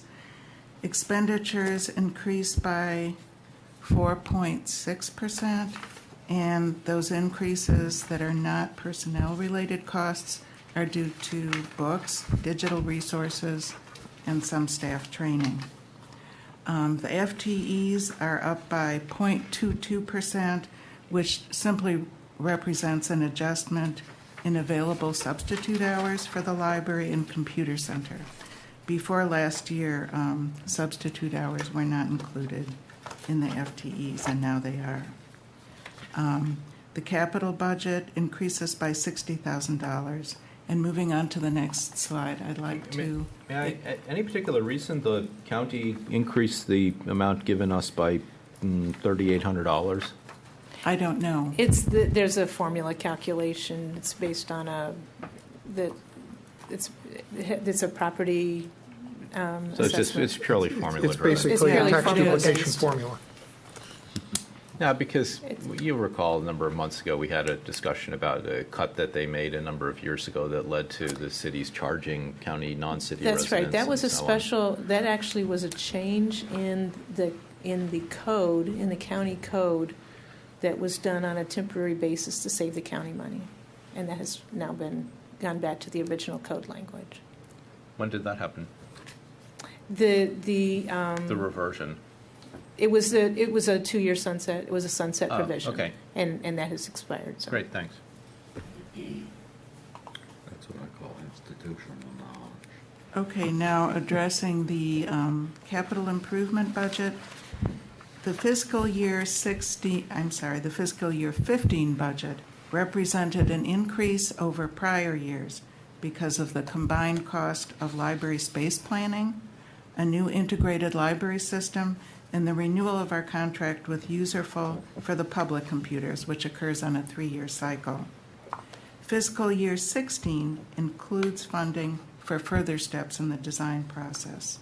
That would be schematic design, design development, preparation of working drawings or construction documents, plus added civil engineering if a decision is made to expand the library, which would be options 2 and 3. The $200 currently in the budget would be sufficient for any design option. The 200,000. I'm sorry, 200,000, yes. That's a deal. Yeah, As we you know, know somebody. as you know, the building is 60 years old and was last renovated 25 years ago. I'd like to address major initiatives. First of all, again, planning and preparation for additional and or renovated library space. This would involve reviewing the various options and concepts with both the council and community members. And then working with the architect, both to prepare for construction and plan for how library services would continue and function during construction, how services might be relocated, how materials would be stored, and so on. Secondly, our new integrated library system is scheduled to go live at the end of July. So we'll be spending some time in introducing the new system to the public. It will have a lot of features that our current system doesn't provide, should be easy to use, but we want to be sure people understand and can make full use of its features. Users will be able to choose how they want to receive notices. They can view their own fine payment history, can pay remotely, can determine whether or not to save their checkout history, and they can create reading lists for other library users. Third, we also plan to strengthen library services to non-native speakers of English through some related initiatives. We'll be working directly with ESOL teachers at Tacoma Elementary School who have received a grant from the Tacoma Foundation for an in-home literacy program, books and breakfast. They've reached out to us, so we will be working with them on this program. We'll also be adding to the resources we already have, both for kids and adults in Spanish and French. Lastly, we are exploring options for offering programs and resources in Amharic, which will be something new for us. I'd like to very briefly mention a very recent Pew Research Center report. It just came out in March, which indicated that Hispanic immigrants who have visited public libraries are more likely than U.S.-born Hispanics to appreciate what public libraries have to offer, including free books, research resources, and a quiet place to study, according to the report. This is just one more indication of how connecting immigrants with their local public library can offer them an important educational and cultural lifeline. So I'd like to respond to your questions if you have them. If I can first ask the city manager maybe to just give us a little framework for the inclusion of the planning money for library expansion and how that fits with where we've gotten to in the process of receiving information on potential expansion plans, and kind of the fact that the council hasn't really talked about that. If you can kind of put that, kind of mesh those two. We've had this one schedule of the process and the other one of the budget, and whether it appears like, gee, this makes certain assumptions in the budget, but we haven't really gotten through those assumptions. That's right. I think that this is one of those awkward timing situations where we did have their concept design, space planning, architectural work done. That work was done over a series of months with many public meetings, and kind of culminated in a presentation to you, and that was it. Right. There wasn't a discussion about it with the council. There's not been any follow-up, and partly it's just the timing of falling into the budget season right then. What we have looked at here is a recognition that those discussions need to take place.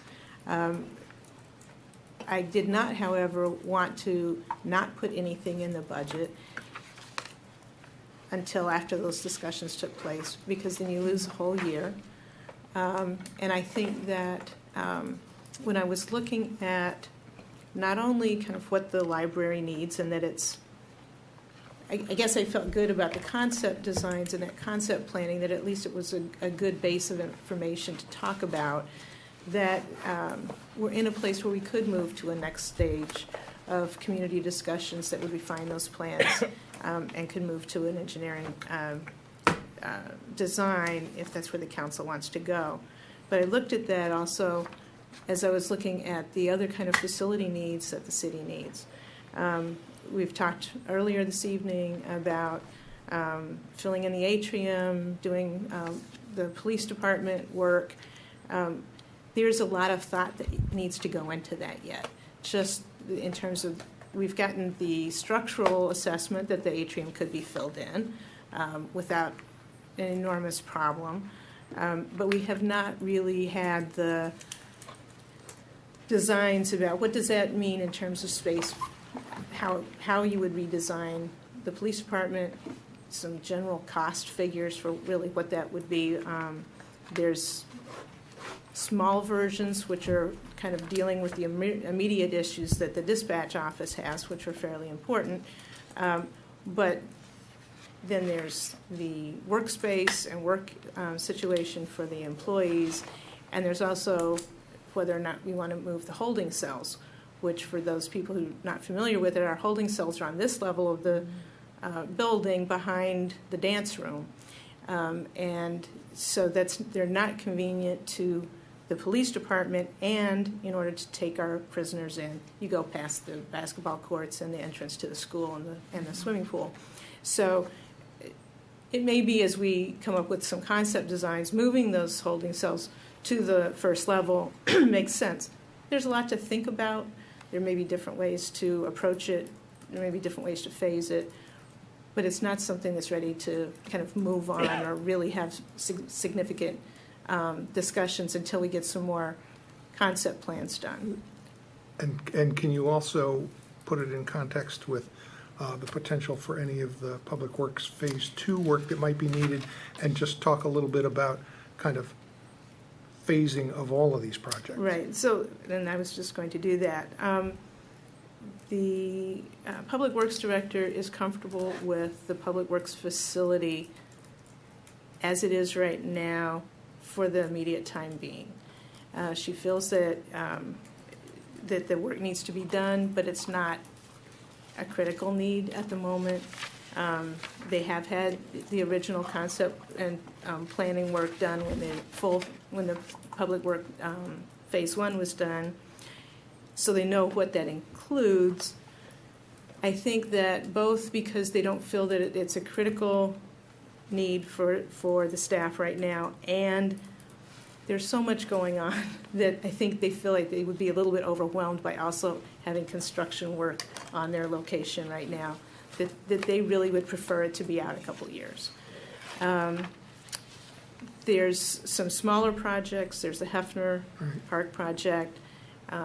There's whatever might come out with New Hampshire Avenue Rec Center, which is not our facility, and we don't know even some options for that at this point. Hopefully we will within the next couple months. But I don't have a sense of what that might anticipate costing us, and I don't think, and we're not under the same obligation of doing anything with it that we are with some of our own facilities. As we look at all those things, I also think about how much money any of those things might cost us at any one time. And I also look at how much disruption city staff can be under at any one time. I do not want to have library renovation and police renovation going on at the same time. I don't think we physically can accommodate the activities or the construction activity. I've lived through a whole lot of construction activity on this facility. It takes a lot, and it's especially difficult with a 24-hour police department. So we do have to always think about how we handle that. I think that we can phase these various things in. I do think the library has the opportunity of moving along at a little bit of a faster pace, and has a little bit of an opportunity for us to, in a sense, get that out of the way while we're doing some more comprehensive work on some other aspects. I also do think that the library needs it, that if we don't do it soon, we're likely to do both the police and the public works facilities then before we get around to the library, and then I think it'll be a real problem for the library. I think we start to put them in a strange box. All that's to say, any of these things, may just take a lot of conversation back and forth as we get a little bit more information. I would like to use the opportunity, hold this money in the budget for the library design for FY16, and go through the next few months with the conversations with the council and the community about what really makes sense with the library. Do you have a sense of the timing of that, number one, of the discussions, and then the scheduling, assuming that there's a certain outcome to go ahead, the scheduling of a decision about what to do in the next fiscal year regarding the further design work? I don't, but I do think that the conversations, the initial conversations, I think, can take place over the next 3 to 4 months. I mean, to me, that's June after we finish the budget would be a good time for the library decision discussions. Mm-hmm. I mean, I would like it before August.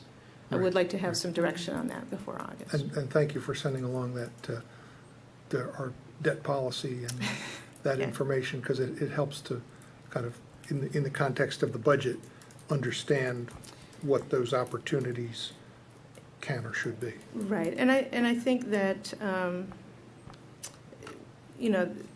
there certainly is the discussion about what the city wants and needs in terms of facilities, and then there's the discussion about how do you pay for it and what the timing of that is. As I mentioned in an email earlier this evening, I don't think we should be going out for additional debt at this moment. We do not know what we want to do or how much that would be. We do have an opportunity to basically refinance the existing community center debt. Saves us, the estimate is that it saves us $160,000 over the remaining 10 years of that. That's good. But until we would know what else we would want to do, I would put off at least for a year any real discussion about borrowing funds for Right, but it's good to facilities. have that context in mind as we anticipate thinking about it. Yeah. So this is another question of mine. What are the potential funding sources here? Is there potential for state bond debt? And if there is, if we wanted to try for that for, say, FY17, do we start working with our legislators now? What's the potential for state bond funding for library renovation on the scale of an overall project that would be $3.5 plus or minus $1 million? Well, I'm really not sure. One of the It's first possible, is what you're saying then. we certainly have gotten bond bill money for city facilities before, and we would pursue them. For this renovation. Yes. What now? We have to be. We always have the interesting little dance that we don't have a library, a public library under the state definitions. So that doesn't mean that we wouldn't get state bond bill money for it, but it doesn't qualify for certain library funds at the state level. When it comes to police department, there's some more flexibility about the kinds of grants and funds that we might be able to get for that. And we have in the past received some funds from different sources for things that were public safety facility related. All of those things we should be pursuing if there's an interest in doing the work.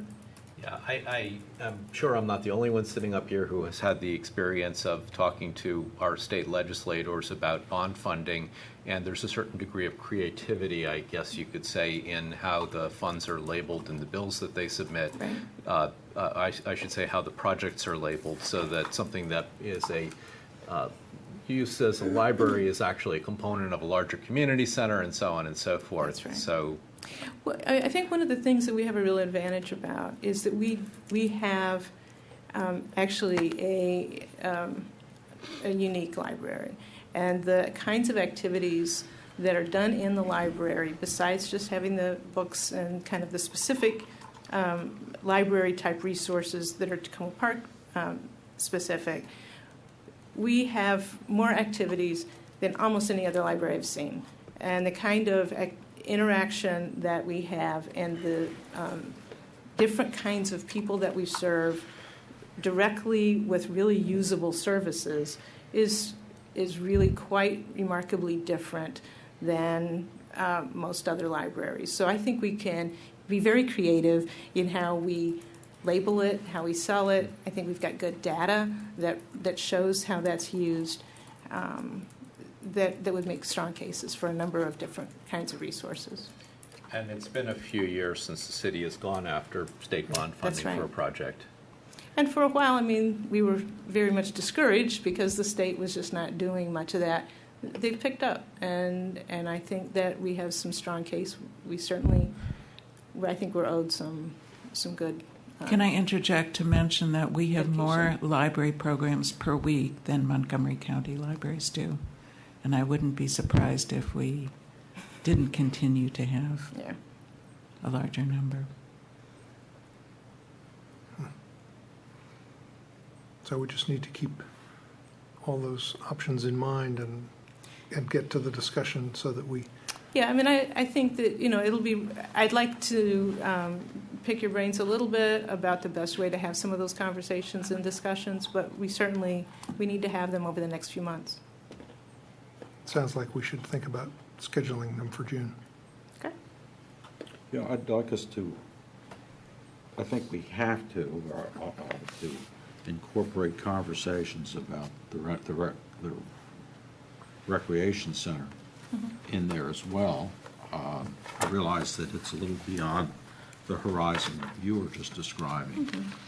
But in terms of the need or the you know, the difficultness of the situation, of the status quo, some things are a little more tolerable than others. I guess it's all whose ox is getting gored, but that recreation center serves an awful lot of people. I mean, just like the library serves an awful lot of people. And I wouldn't, not proposing at all that we displace the movement forward on the library with regard to anything having to do with the recreation center, but I think it needs just to be part of that discussion. I mean, one thing that makes it unique is there is that possibility of having a new recreation center be built by somebody other than the city of Tacoma Park. Well, even by June, we should have we have information back on a number of these studies, on the two studies that are out. Yeah, we'll have right that now. information, and if we can find a developer, we may have already found one in the Orlo Fund that's interested in building a new recreation center for the city. That might be something that seems like way out of the horizon now, but all of a sudden there could become an immediacy or an opportunity that we want to. Especially if it's not out of our budget, it's Yeah. fine. Yeah. Gee, let's spend June discussing construction projects.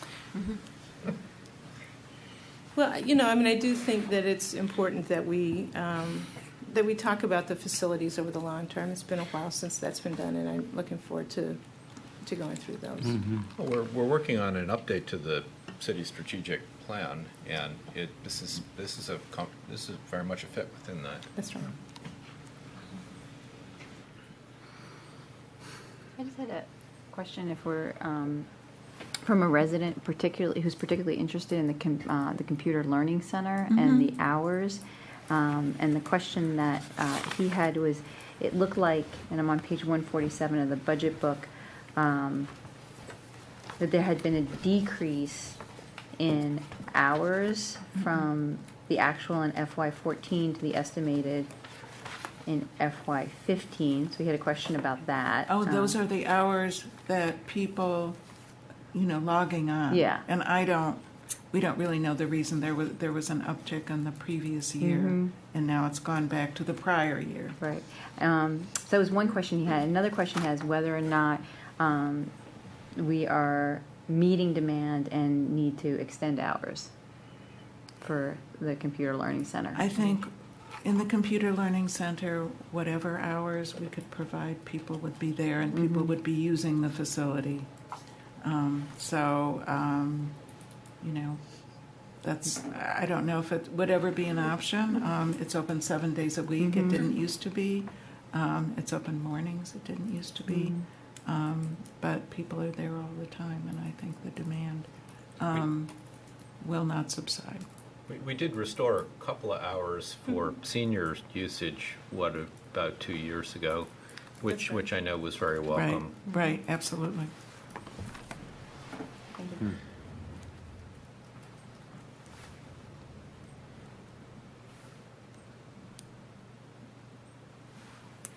Anything else? Okay, thank you. Thank you. And we've finished for the evening. We're adjourned.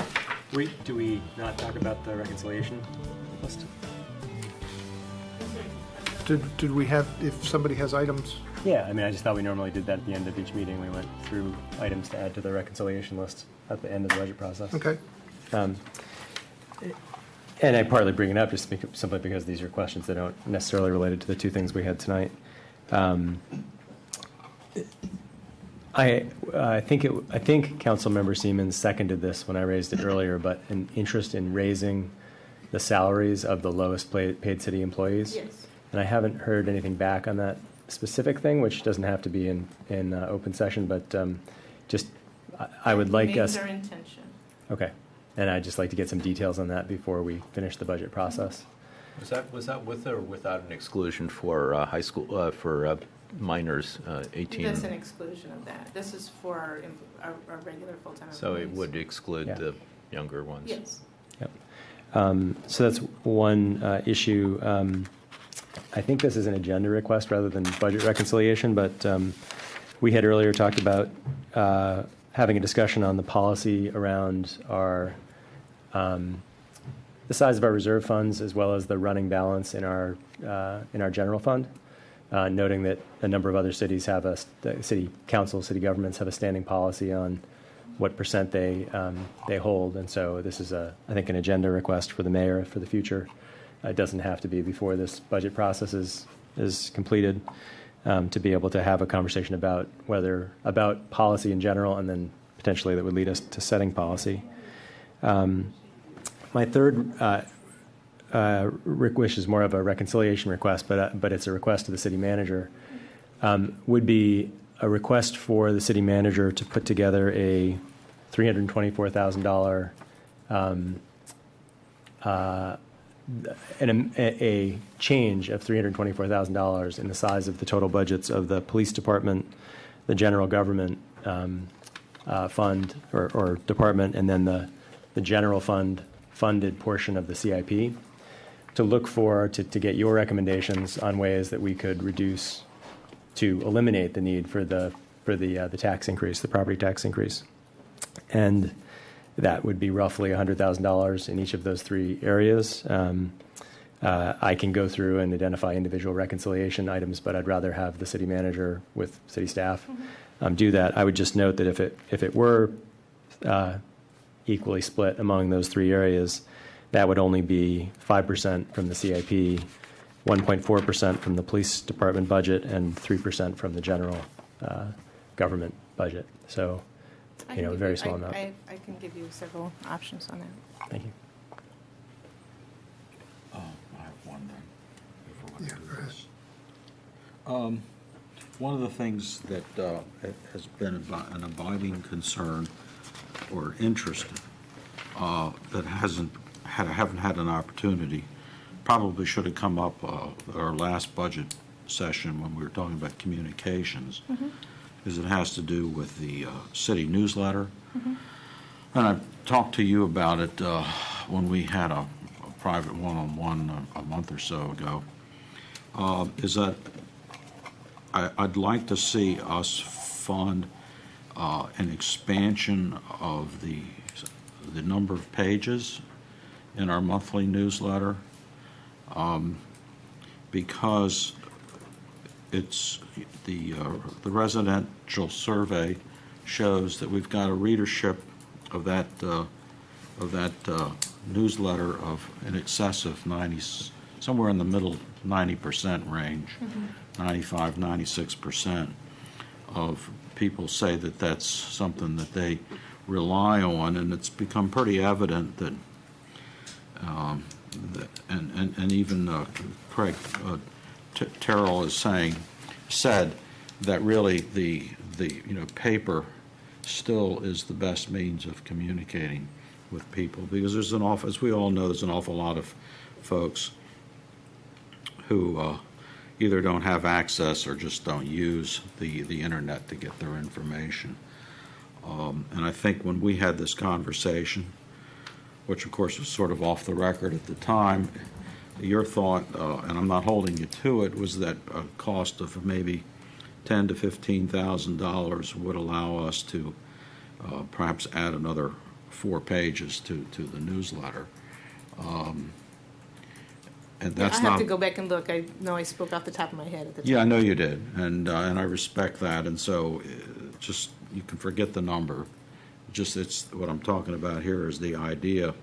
I think there's just a tremendous potential for a lot more information that the newsletter can contain, and that we can get into people's heads, make people aware, particularly those who are just not inclined to use the internet, our website or Facebook as a source of as a regular source of information.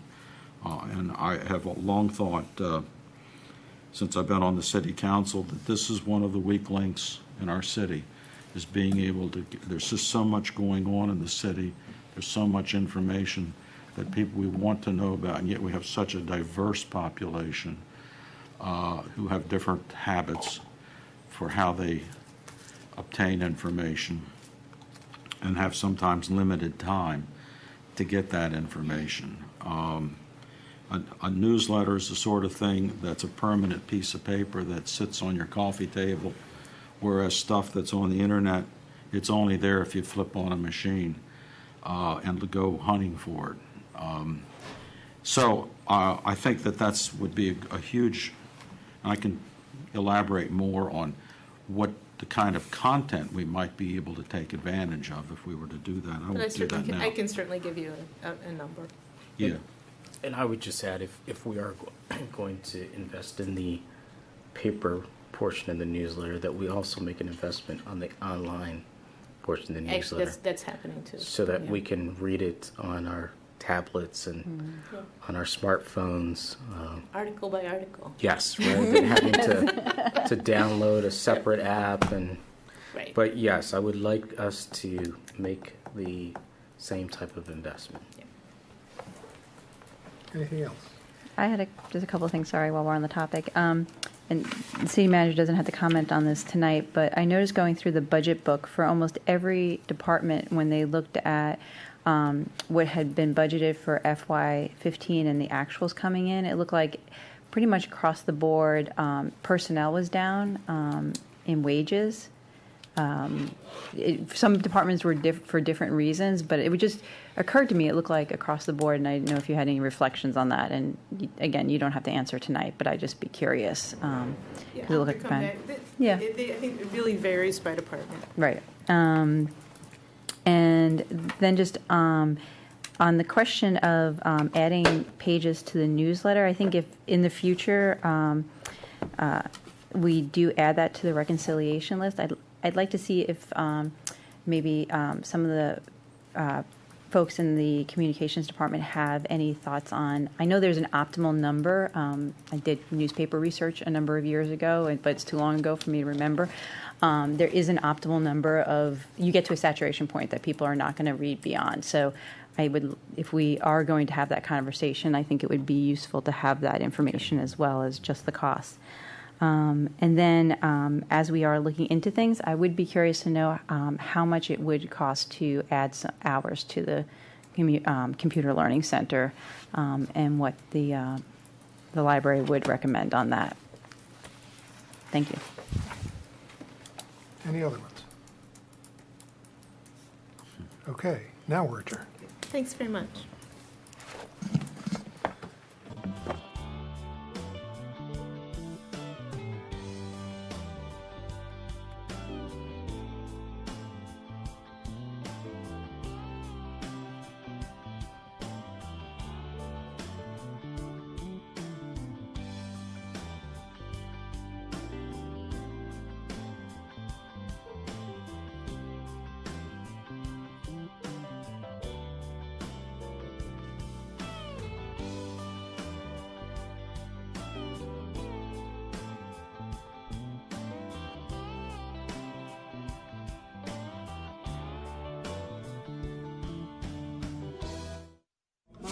West Town will start to run when hands are dropped from mouth, hands are go run after run when hands are jump question for all.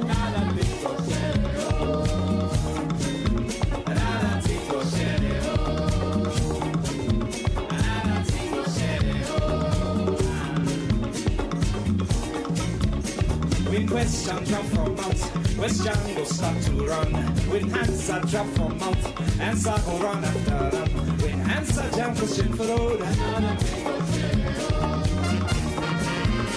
Why you mash my leg for ground? You'll see my leg for road. Why you mash my leg for ground? You'll see my leg for road. West John in jump from out. West John will start to run. West John in jump from out. West John will start to run. Why you put your leg for road? You'll see, say how they come. Why you put your leg for road? they had it come and saw them jump from out and saw them start to run and saw them jump from out and saw them start to run.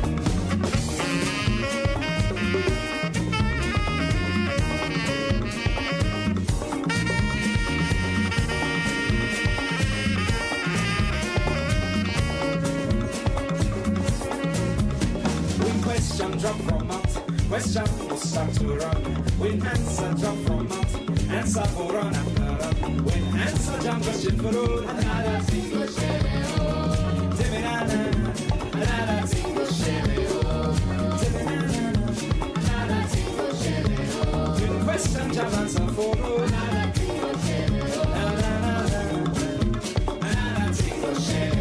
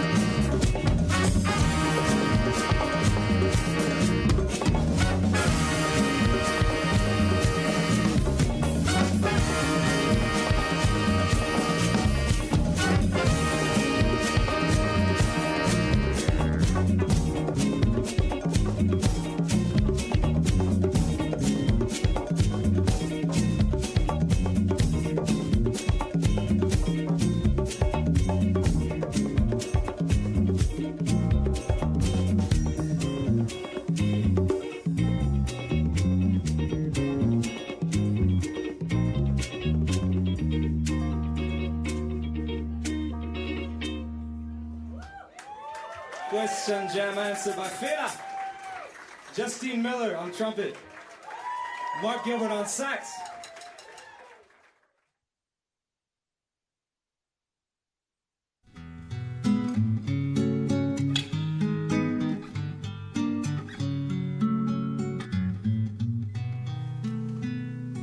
El dolor de tener que dejarte y partir me tiene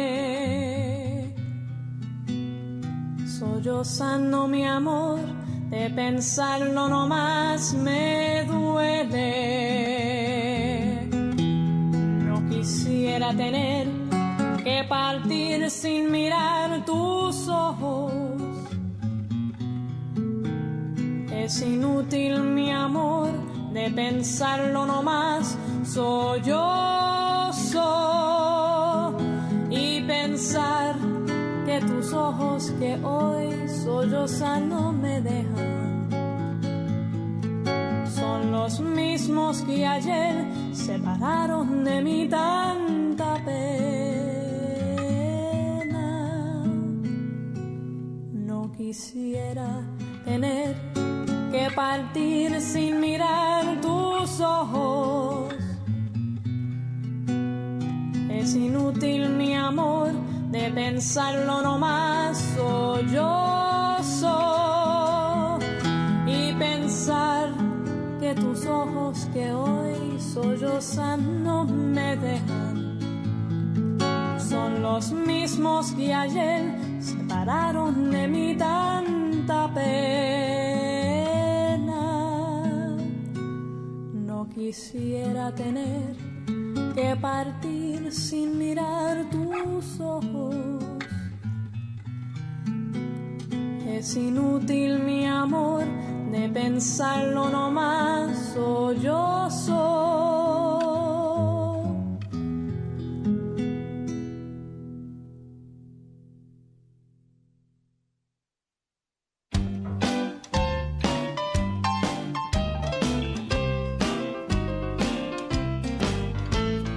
Let me tell you something you learned about men. You have to state the obvious, make them understand. Communicate exactly what you want them to do. Yeah, you gotta tell them what they oughta and what they ought not to do. If you tell them all you're leaving, their behavior wouldn't do. They say, why didn't you tell me? They put it all on you. Tell your man exactly what you want them to do. Yeah, you gotta tell them what they oughta and what they ought not to do.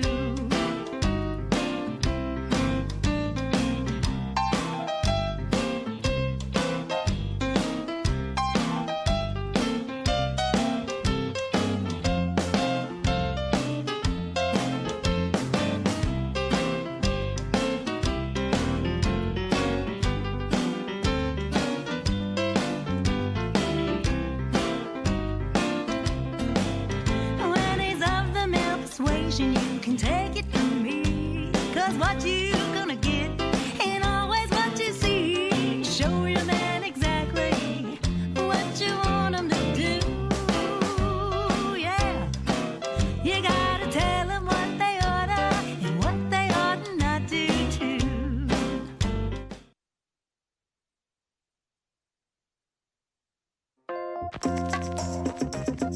This summer youth employment program is a very worthwhile opportunity for businesses and young people. It's a good way to spend your time doing something over the summer. It helps out with the community, supporting local businesses, but then also you learn a lot. We're so happy that we were one of the businesses chosen to be able to participate with this program. I never had a really legit job before, so I was really nervous with all the interviews and the resume thing. I'm just like, am I going to be able to do it? But they helped me feel so comfortable. This was a really good experience for first-time people who've never had a job before, and I really think they should definitely continue it. It is one of our goals to make sure that young people get meaningful experiences throughout this process. Partnering with local businesses gives a sense to the business that they're giving back to their community in a positive way.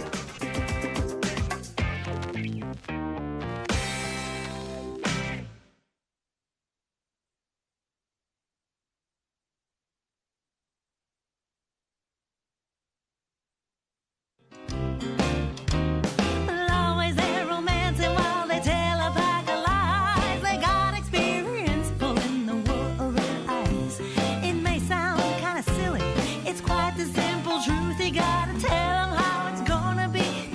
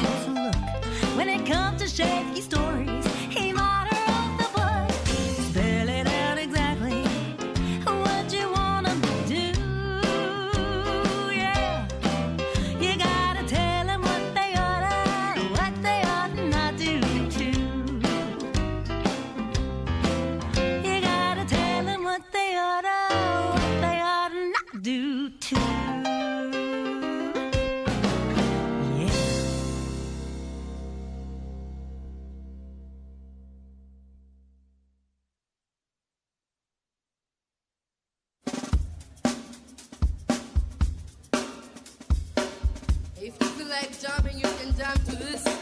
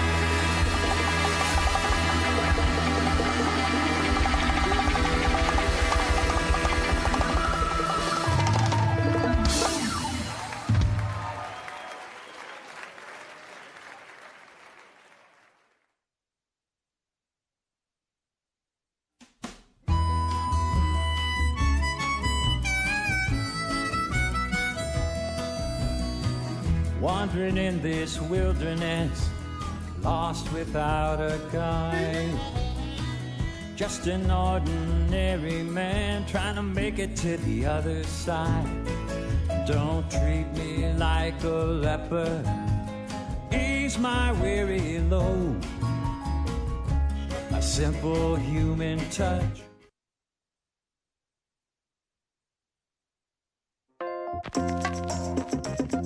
This Summer Youth Employment Program is a very worthwhile opportunity for businesses and young people. It's a good way to spend your time doing something over the summer. It helps out with the community, supporting local businesses, but then also you learn a lot. We're so happy that we were one of the businesses chosen to be able to participate with this program. I never had a really legit job before, so I was really nervous with all the interviews and the resume thing. I'm just like, am I going to be able to do it? But they helped me feel so comfortable. This was a really good experience for first-time people who've never had a job before, and I really think they should definitely continue it. It is one of our goals to make sure that young people get meaningful experiences throughout this process. Partnering with local businesses gives a sense to the business that they're giving back to their community in a positive way.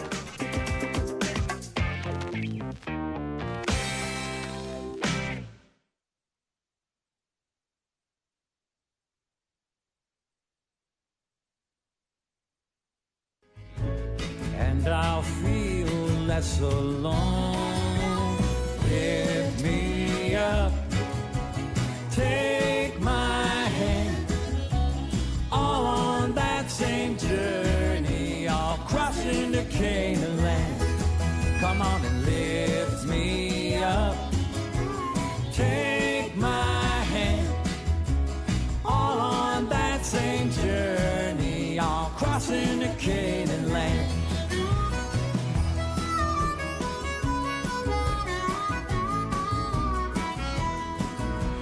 There when my heart is breaking, hold me when there's nothing to say. Bless my tears when I am weeping, don't judge when I cannot pray. Stand by in silent witness when I scream to heaven above. With your gentle presence, show a glimpse of that eternal love. Lift me